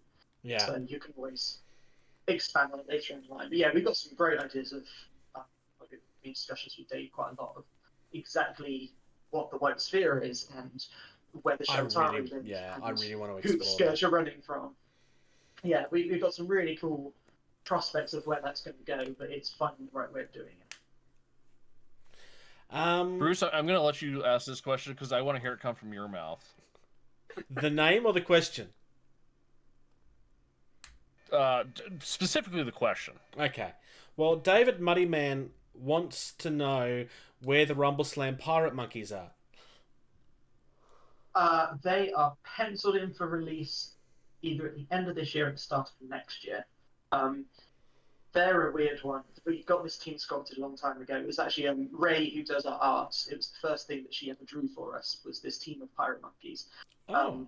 And there's pirate monkeys, there's elves, and there's a cyclops. And yeah, the first thing she ever drew, and it was partly sort of practice piece for her, a test piece. And yeah, she ended up doing that when she was finishing off her degree, and that was great. And then we brought her in and got working on some other things. And the pirate team just got pushed and pushed and pushed, unfortunately. It's because one of the big reasons was that we launched a Fantasy Heroes Kickstarter, which had a Rumbleslam team that went along with it, and then another Fantasy Heroes Kickstarter, which had a Rumbleslam team that went along with it, and then another Fantasy Heroes Kickstarter that had a There's only one of them that I don't have. have, and it's the most recent one.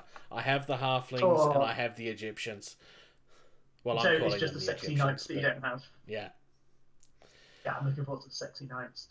So the pirate team, unfortunately, one of those ones that just got delayed, because it's one of the annoying things. When you put something to Kickstarter, once it's released, you don't want to wait that long before everyone else can get it. Yeah. Because it's not very fair. It's not very fair on the people that didn't have it. It's not very fair on the people that did have it. Because if they already bought it and they don't have any superstars or supporting characters to play with their team, they've got a team which is a bit neither here nor there. Yeah. So yeah, I can say they're definitely coming up soon. There's on my release schedule. There's a big excited 3 exclamation marks. Pirate team. We're very excited. There's another couple of teams to come before then. I know we previewed the cats. We've got a team of cat people coming, which is the other Diamond Oasis casino. And the other day, actually, a couple of Work Pros Wednesdays ago, we did the new Cold Bloods team, which Cold Bloods booster, which has a 5-reading gecko. And there's a few other dinosaurs. I've finished all the rules. We've got the cards for those and everything, and they're very fun. I've got to try and say it right. There's a pterodactyl.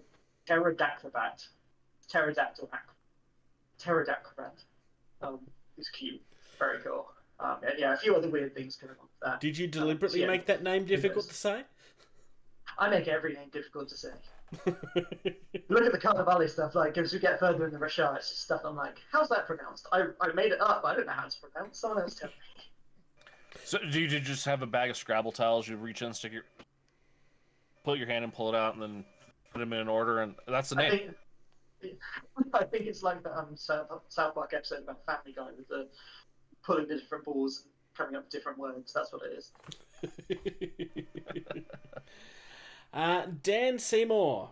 Battle for Earth was launched just as COVID hit. It disrupted. We've kind of touched on a bit of this, disrupting any promotional plans that might have been in place.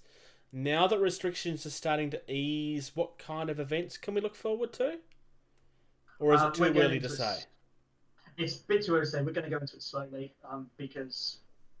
So we've been talking about events this year. We haven't formally committed to any events this year. UK Games Expo is coming in August, and I'm 70 to 80% sure that we will be going, but depending on what happens, we've just had an influx of tourists down to Cornwall, and the last time it happened, we had to shut down the warehouse for a couple of weeks because there were COVID cases or COVID scares. We're in the middle of that right now. Yeah, we just can't say, unfortunately. I said actually to my wife the other day that I was actually really missing going to shows. Yeah, I still do think that it'd be sad to miss out on them. It's one of my favourite parts of the job.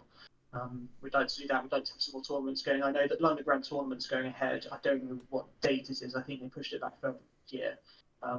But if London Grand Tournament goes ahead, we'll have official tournaments there with representatives there. Dave was at the last one, heading up the zone and fleet tournaments. Yeah, we'd love to do more of that. I'd love to get back into it, but yeah, we are going to go slowly. We paused our TTAgent. People joining TTAgent, our applications. We paused that back when COVID hit. It was only just starting, unfortunately, when COVID hit. It's one of the biggest frustrations about it. But we're not opening up applications again yet, but we will be carrying on sending out starter packs and things to the agents that don't have them. But we're encouraging people just to stay safe, because as much as we want to promote our games and we want everyone else to play our games, we don't want to risk anyone's health. And different places around the world have got such different restrictions, it's not to say. Are the packs for pretty the much, agents we don't still have going out restrictions where I slowly? live, so. Sorry, Bruce, I didn't hear that one. Are the packs for the agents still going out slowly? Yes, they were on hold for a little bit. They're going to start going out soon again now. We're going to start it off, but we don't want people to put themselves at harm's risk. One of the reasons we're still debating going to shows is that for us particularly, we all work in one massive warehouse. Troll Trader, TTCombat, Kingsley are all in the same different parts of the big warehouse. And if we send a dozen people or 20 odd people, which we usually do to a show, and one person gets COVID, that means every single one of those people is out of the warehouse. And in a small warehouse environment, like if people go in and spread it, that's the whole warehouse shut down, or all those 20 people have to quarantine for 2 weeks before they come back. We can't do that, and we wouldn't want anyone else in any other sort of walk of life to have to do that just for our games. No, yeah, that does make a lot of sense. Any plans for new scenarios? Maybe some with terrain specific. So this is going to be launch and scenery again. teased with the Advent calendar. Dropfleet. Yeah, Scott has been working on those.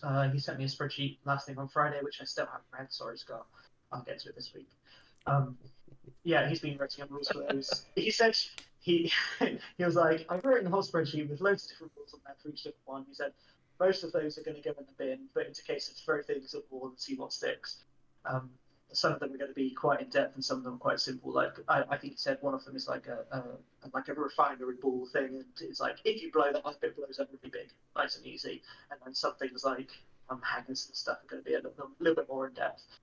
Those, I think, the first wave of those releases are coming with the next Dropzone release in the same week. Look out for those very soon. This next one, Dan also wants to know. Yep, you're gonna. Dan's wanting to know if we could get a battle report of a game from TTCombat HQ. I'm going to expand on that a little bit after hearing about your dice rolls. Can we get a battle report between you and Dave, the creator of the game, who knows it inside and out, and you who can't roll? I'd love to say yes. I don't know when Dave's going to be back down with us. It's the true answer. Dave lives remotely. He's over near London. And like I say, he tends to visit when it's not COVID. He was visiting sort of 3, maybe 4 times a year, and we'd see him shows and things. He'd come for a week and we'd work together. But those weeks are always the busiest weeks of my year because it's getting as much as we can out of Dave at the time. And you'll see the last few times we've done it, we've had a flurry of videos of Dave shortly afterwards because that's everything we can possibly cram into an entire week. So against Dave, I'm going to say the chances are fairly slim because I haven't seen him in over a year. We chat all the time. We're on the phone several times a week. But yeah, I haven't seen him for a little while. Hopefully, when he comes back, we can convince him to do that. It's probably been longer for him playing a game than anyone else that has been playing Dropzone Dropfleet because he's been holed up in London on his own and tricky for him. For other people writing battle report and stuff, we potentially would I'd love to do, but it's getting the time from any of the media teams to do it. And when I say media team, I mean Kim and or Joe, which is pretty much everyone at the moment. Which one of them has the best dice rolls? Joe usually beats me, so that's not actually saying much, is it? Kim's actually really good. Yeah, she's a very well. So you versus Kim then. It's getting time to do it is one main thing. We don't really have. We'd love to have a setup in the office where we can particularly, like I said, stream.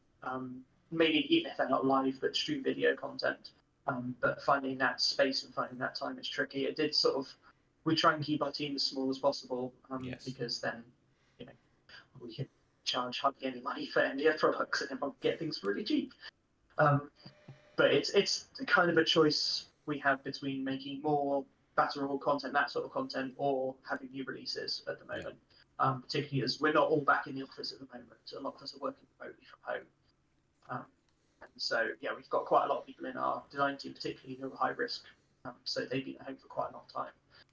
So yeah, we're hopefully gonna like speed up content like that a little more.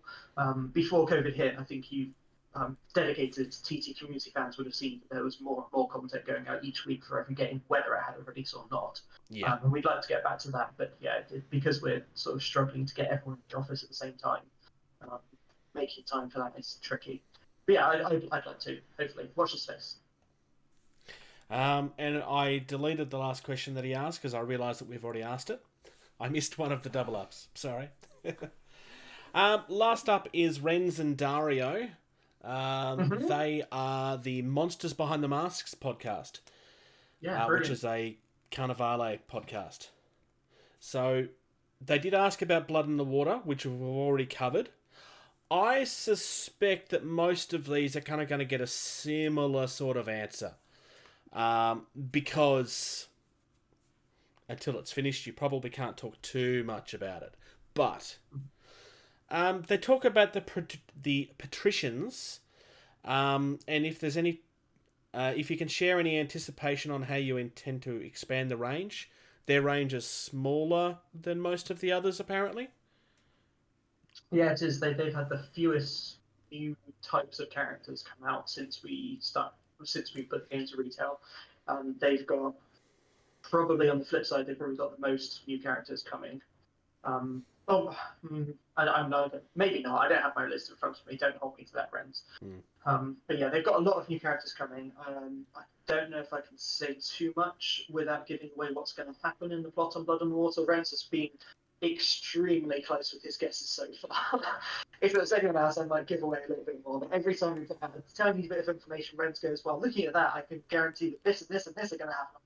I'm like, oh, yeah, that's pretty close. You probably shouldn't have admitted that, because now he knows. Now he knows what he's talking about. But yeah, there's a lot of cool stuff coming from patricians. I'm a patricians player myself, so I've been wanting more stuff for a little while, but I've been holding off on expanding my game because I know there's some stuff I really, really want coming up. And there's some stuff in there that is expected. So the City Guard sub-faction within patricians are getting some more reinforcements. I don't think that's not too much of a secret. They're getting a few different character classes, so you can play an entire City Guard gang or mix a few things into your regular patricians. They're getting some expansions, and then the patricians are getting some stuff that you really wouldn't expect them to have. Interesting.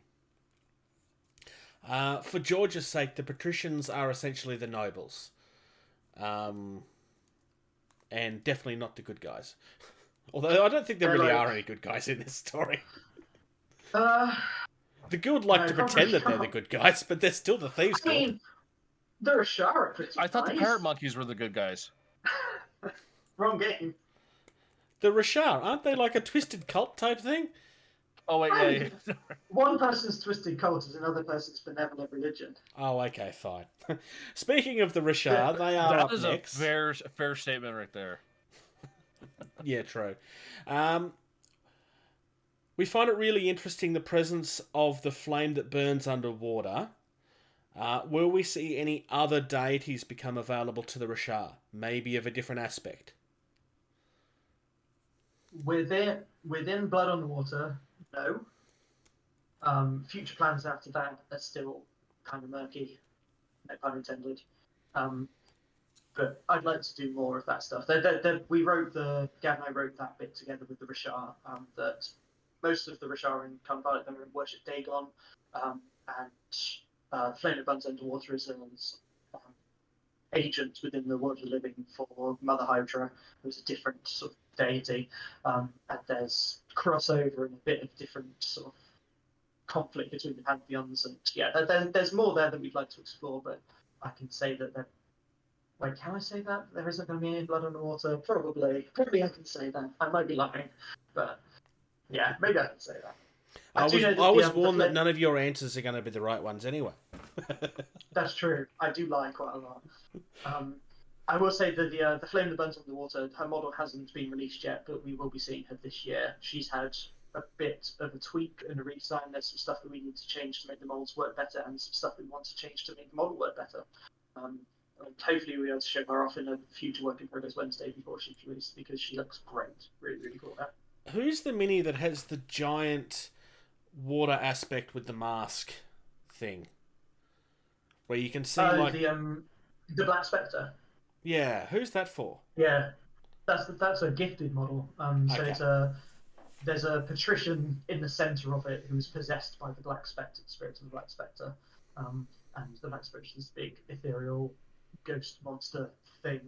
And it's really powerful. If you want to win a game, take Black Spectre. Are there any plans to expand the magic disciplines that are currently available? I have plans.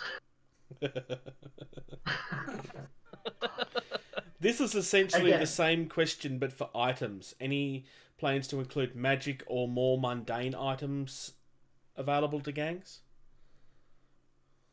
Same answer. I'm going to be very hush-hush with some of this. There won't be more magic in Blood and the Water. There won't be any more disciplines in Blood and the Water. We've made sure with Blood and the Water to focus on particular things that we think the game needs, and there's some stuff in there that, although literally no one has guessed what it is yet, but as soon as you see it, you'll be like, oh, why wasn't that in the core rules? Like, that's an obvious addition, which I think will go over really, really well. Interesting. Is that mysterious enough? I think that's mysterious enough. Well, there's Strigoi there, the church are there, so everybody from the original are all there. So this is obviously something new that you guys are intending to add. Yeah, there's some new stuff coming. There's some new rules. There's some new designs coming. There's not. I will guarantee there is not a new faction. Honestly. Something new coming in an expansion. This never happens. I know. What? Yeah, we won't be doing a new faction quite yet. At least we've got 7 factions in Carnevale, which is already quite a lot to juggle. Yeah.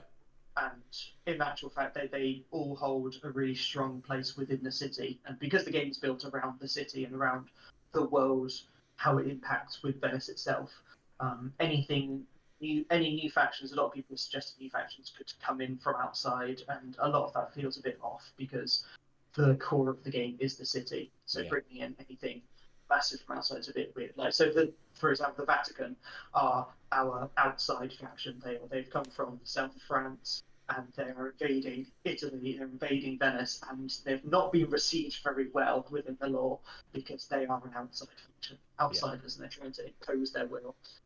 I think we've got those. We don't need another faction doing that same thing. And you don't want to water it down either.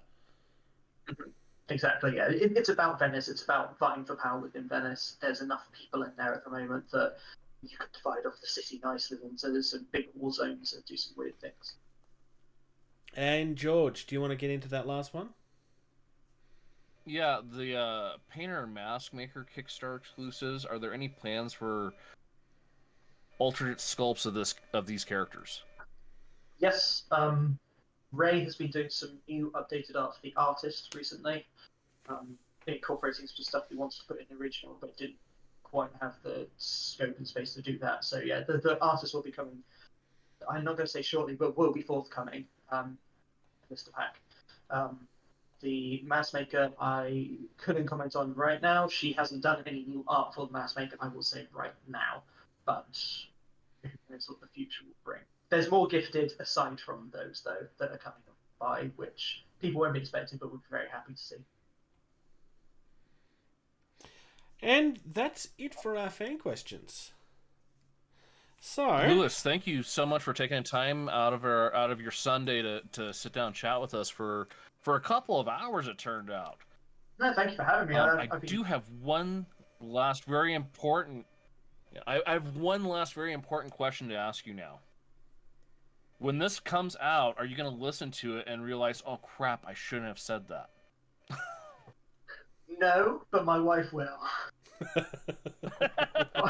all the podcasts that I do, this is going to be one getting table that I'm actually going to skip. My Spotify queue is going to be like, do you want to listen to this one? Next minute, no, I do not. I don't like listening to myself talking. But yeah, Neither do I, won't to be honest.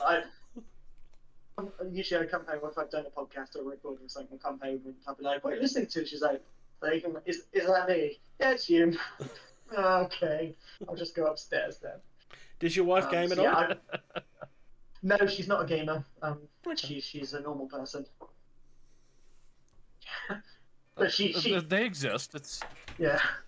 She's Normal one of those doesn't long-suffering exist. partners. So I've got some questions for you two if you want. Sure. oh, okay. Just a few. So okay. So what's your favourite ship in Battlefleet in Dropfleet? For me, You it's and me. My favorite. I'll look. for me it's the the Scourge battleship. Oh, is it? That one there. So The one on the side of you. Yes. Hang on, which side is it on? That side. That one.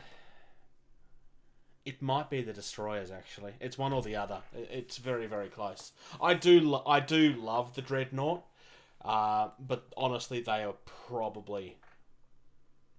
Which faction do you play, actually?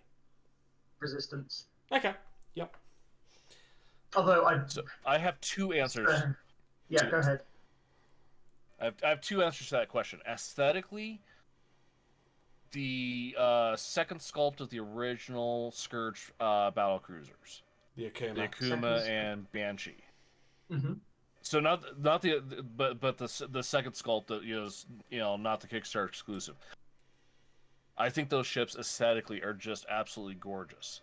My So the one I favorite took off ship sale. is going to be kind of low key and right, yeah. The one that's it's pretty low key, and you're going to be a little disappointed when I say this.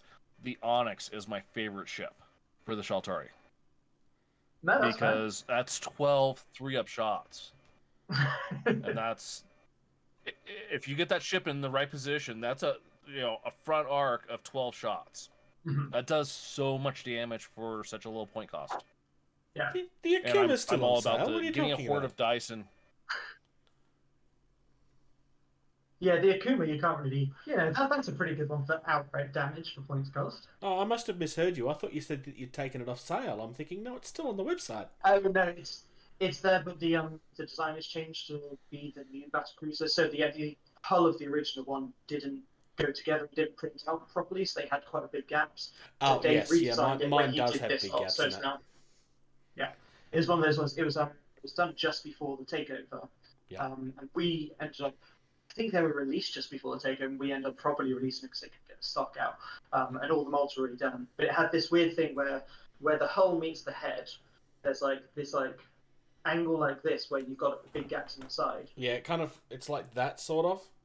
Yeah, and I always thought it was the mold, and it's not the mold because we printed it out again, and it comes out in the print again. And so I was like, Dave, it's definitely not the mold. It's come out on the print. Can you check the 3D? And we checked the 3D render. Was like, no, said that it was a perfect thing, but something weird about the exact angle that hull meets the prow means every time it prints, it comes out wrong. No matter what angle you do it from, it just doesn't like that part of it. So we ended up Weird. changing that, combining bits, and making it a bit better fit now. Maybe it's something going wrong in the slicing of the model or something. Yeah, I've absolutely no idea what Dave went through all the individual parts, but I think it's just the way that it was printing. Are you telling me that But I this now have to buy a new version is Akuma? different. Well, you don't have to, but they're all the same Akumas. Keep your old on if you don't mind having big gaps. Okay, so that's the first question. So I know that you two both dabble in Dropzone. Yes. Do you both play the same Yep. faction, Zoners and Fleet? Well, I have played Scourge, This is more for socks. so yes, because, I have George doesn't play. stayed with the same faction. And As just have I. aesthetics. Yeah. Is it the aesthetics that make you take them so one of the things I find really interesting is how the how similar factions play across different games. I think it's a really weird thing because all the factions play differently, but there's threads of similar things to them. So like for Scourge example, you've got a sort of focus on close action weaponry and getting close to use Scald in Fleet. And in Zone, they tend to have a lot of weapons that have the same counter and full range, so you've got to get in close as well. So that's sort of the kind of thing. Do you think like that's the play style is a good draw, or would you rather just go with this looks cool, so I'll take it? It's a little bit of both for me. When my friend first asked if I wanted to have a game, because it was kind of something that I'd been curious about for a while, and then being in Dropfleet, because that's where I brought in, I eventually got to the point, no, I would like a game.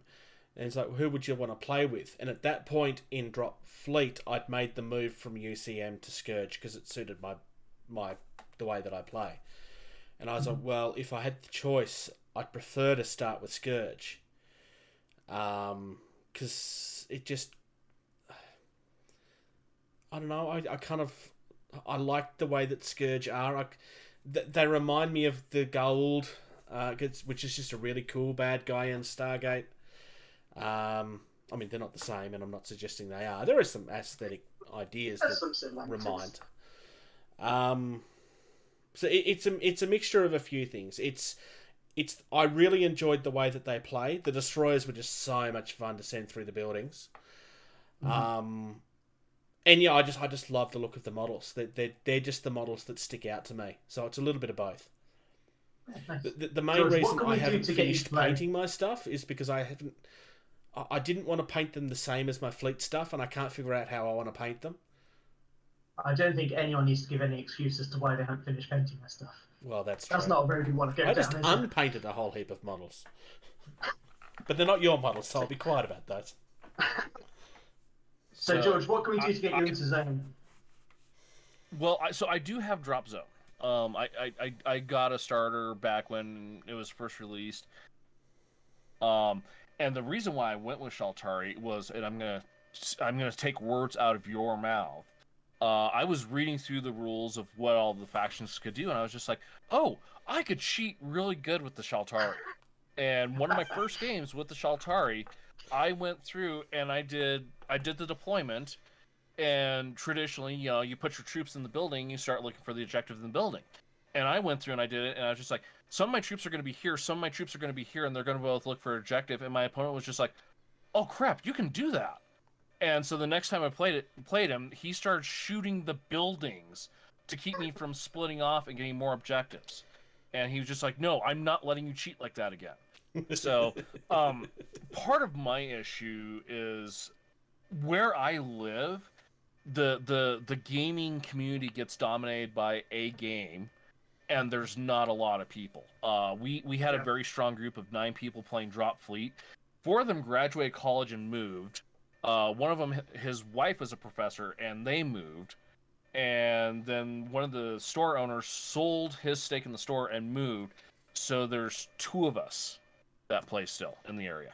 So I like living here because there aren't people. The problem is then there's also not people to play with. That's also where my move to doing more of the board game because it's easier to sit down with here's a board game. You want to play a board game with me instead of, oh, you don't have $500 of an army? Oh, dang. So Maybe I do George have needs them, to move to a state that and actually they will be exists. painted. Well, we're the same down in Cornwall. We in the middle of nowhere. There's very few gamers around. So getting games of other things is tricky. Easier for me because I can just go to the office, which is nice. But if you want to play anything else that's not 40k, then it is difficult. And I have a shelf downstairs full of board games. My wife laments out every other week. I've got something else turning up for Kickstarter. Yeah, it's about that. But it is easier to get people to play. So the sort of all-in-one box thing, I do have a lot of time for. Yeah. Right. So, okay. So that's it. So I've been really tempted recently to pick up Shaltari Army for Dropzone, and it keeps on eating away at me. I'm struggling because the last balance pass took the big the Jaguar, the big 3-legged walker into standard, so you can make an entire army with big walkers, and that really does it for me. So when I'm at work, I'm like, no, not today. I can't today. I do want them. It's that cheating aspect I do like. Being able to pick something up and go, oh no, I was over there. I'll have to talk to you about Carnevale that was and the get first you to thing talk me out of buying into it. I'm the wrong person to talk you out of buying anything.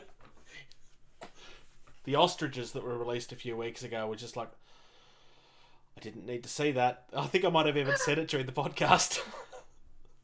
There was, I had a look. There was an article on Tabletop when they were released. It was like, these are coming out, and one of the comments was like, I have no idea what this game is and why these are here, but I definitely need it now. I'm like, yeah, exactly. Like, what is this game? Like, just when you think you got a handle on it, we go, here's some weirdos riding ostriches. So one more thing before we wrap up here that I want to compliment TTCombat on. You know, going back to the terrain of, you know, MDF terrain being so much better than a lot of the plastic stuff and everything. The one thing I have to give you guys so much credit for is this recent release of, this is the knowledge level you need to have to build this specific terrain kit. I think that's huge because the kit that I've got down here, I was able to, you know, piece it out from the instructions, and there's a couple wonky bits in the instructions. I was just like, well, but based on my eye of putting stuff together, it should go like this because it'll fit then. And I think that's great because I know, talking to a lot of new gamers, you know, they're so intimidated because, like, how do I put this together? You ever put a kit card together? Do it like that, except it's this big instead of, you know, a car. And I think adding that as a guide of, you know, this terrain will be this hard or this easy to put together, I think is a great thing for the hobby and the community as well, because you remove some of that intimidation factor, or you like, oh, this will be a little more challenging, like this will test my skill set because it's above this skill level I've been working at. So I just have to compliment you on that as well. You have one person to thank for that, and that is my wife.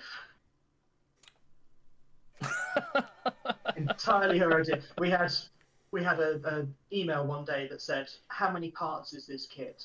And we never had that before. They said, how many parts comes in this thing? And I'm like, I'm counting all the parts in this kit. There's loads of them. I'm not bothered to. What's the point? And I went home and I told my wife this story, and she was like, yeah, but why don't you have something that says, like, they're probably just asking how easy it is or how long it will take. It's like, no, that's exactly what they're asking. That's something no one else does. Thing like, that is exactly what we need. So we ended up like just discussing it in the group and in the chat and saying, what, like, people want to know how hard it is and they want to know how long it takes. Let's just make one little symbol that says exactly that for every single one. And so we're going to go back through all of the old kits as well and make sure all of those have those symbols, because it's, like you say, so many people, we get a lot of emails from people saying, oh, I haven't really built any MDF kits before, how do I do it? Or how do I paint MDF kits? And you're like, well, it's pretty much just the same as everything else, but it's not. Like, we think that because we've built thousands of the buggers over time. But yeah, everyone needs to start somewhere. So yeah, I think a great idea. But yeah, I completely attribute to my wife. If you're someone that's struggling to figure out the painting of the MDF kit, the one thing I will suggest is that you will find spray cans a lot easier than you will your airbrush. And this is from someone that never recommends spray cans for anything. So that should probably hold a little bit of weight. I've got Finn on the line to teach me how to airbrush machinery, because I've never been an airbrusher. So I've always used spray cans and brushes, but I've got him. Now that we're finally going back into the office, we're going to do some after work classes where he's going to teach me how to do it, because you can do, I think, a rattle can, well, a primer first of all. So like we do a MDF sealer, which is great because it just means that you save on spray paint. But you prime on after the sealer and then airbrush after that to get all the details. It's quite easy to get a really nice effect on them, especially if you put a little bit more work into the construction stage, like adding a little bit of like scatter terrain or adding some sand and some rubble and stuff. It really turns it, like so many of the kits that I've seen, so many of the things people send us, you look at it and you're like, is that one of our pieces of scenery? Oh yeah, I can see you changed this and this and this, and then you've made something that looks like it's not MDF, which is amazing. Yeah, there's a company over here that I suppose technically is one of your competitors that kind of shares and comments the same sort of things sometimes, where like their community has like changed up one of their very simple kits to be really extravagant. It's kind of insane. Like, MDF kits are already quite good, and people take them even further. It's quite insane where they go. Yeah, we have no, like, ill intentions to anyone that sends something in and they've modded the hell out of it. Like, we love that because we do see it as the MDF kit is the start of your project. Like, if you want to paint it up just as that, just as it is to get it on the table and get going, that's great. But if you want to, you can really put a lot of extra time into it. Get something really, really special out of Well, let's to be fair, nobody buys the Rumbleslam rings just to paint the standard. Like, everybody makes it their own ring. That's the whole point, is to make it for your Fed. Mm-hmm. Yeah. On that note, I will say before we finish, anyone that's painted anything from any TTCombat range, whether it's scenery or miniatures, anything at all, if you send pictures through to info@ttcombat.com, we would love, love, love to share them on the TT community page, and we just love seeing them. Because we work in a little bubble where we make the scenery, we take the photos, and that's pretty much all we do with it. So seeing all this stuff come back is just, it really makes the job worth doing, and we love showing it to them. That reminds me, I've been promising you photos of my drop fleet for a while. Yes, you have. All right. I should probably send you a photo of my dreadnought that has 7 coats of paint on it, and I've only got the base coat done.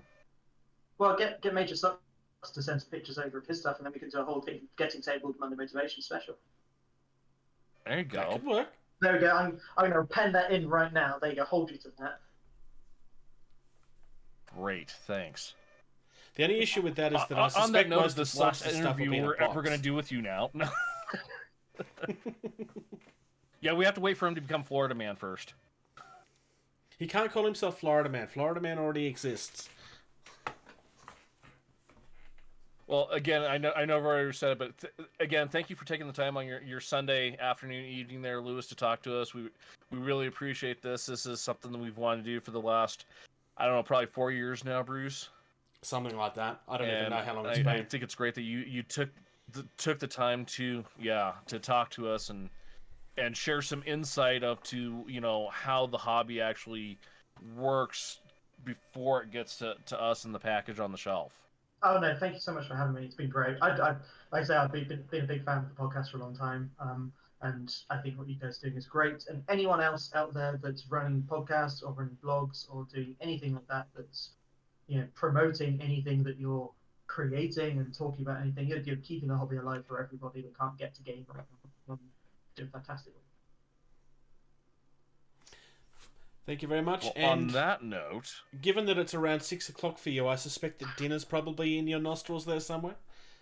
Oh no, I've got to go and cook it now. That's my job. all right. On that note, then. Thank you. Thank you. Thank you. For listening to Getting Tabled. Music used in this podcast was created by Eric Matthias at soundimage.org.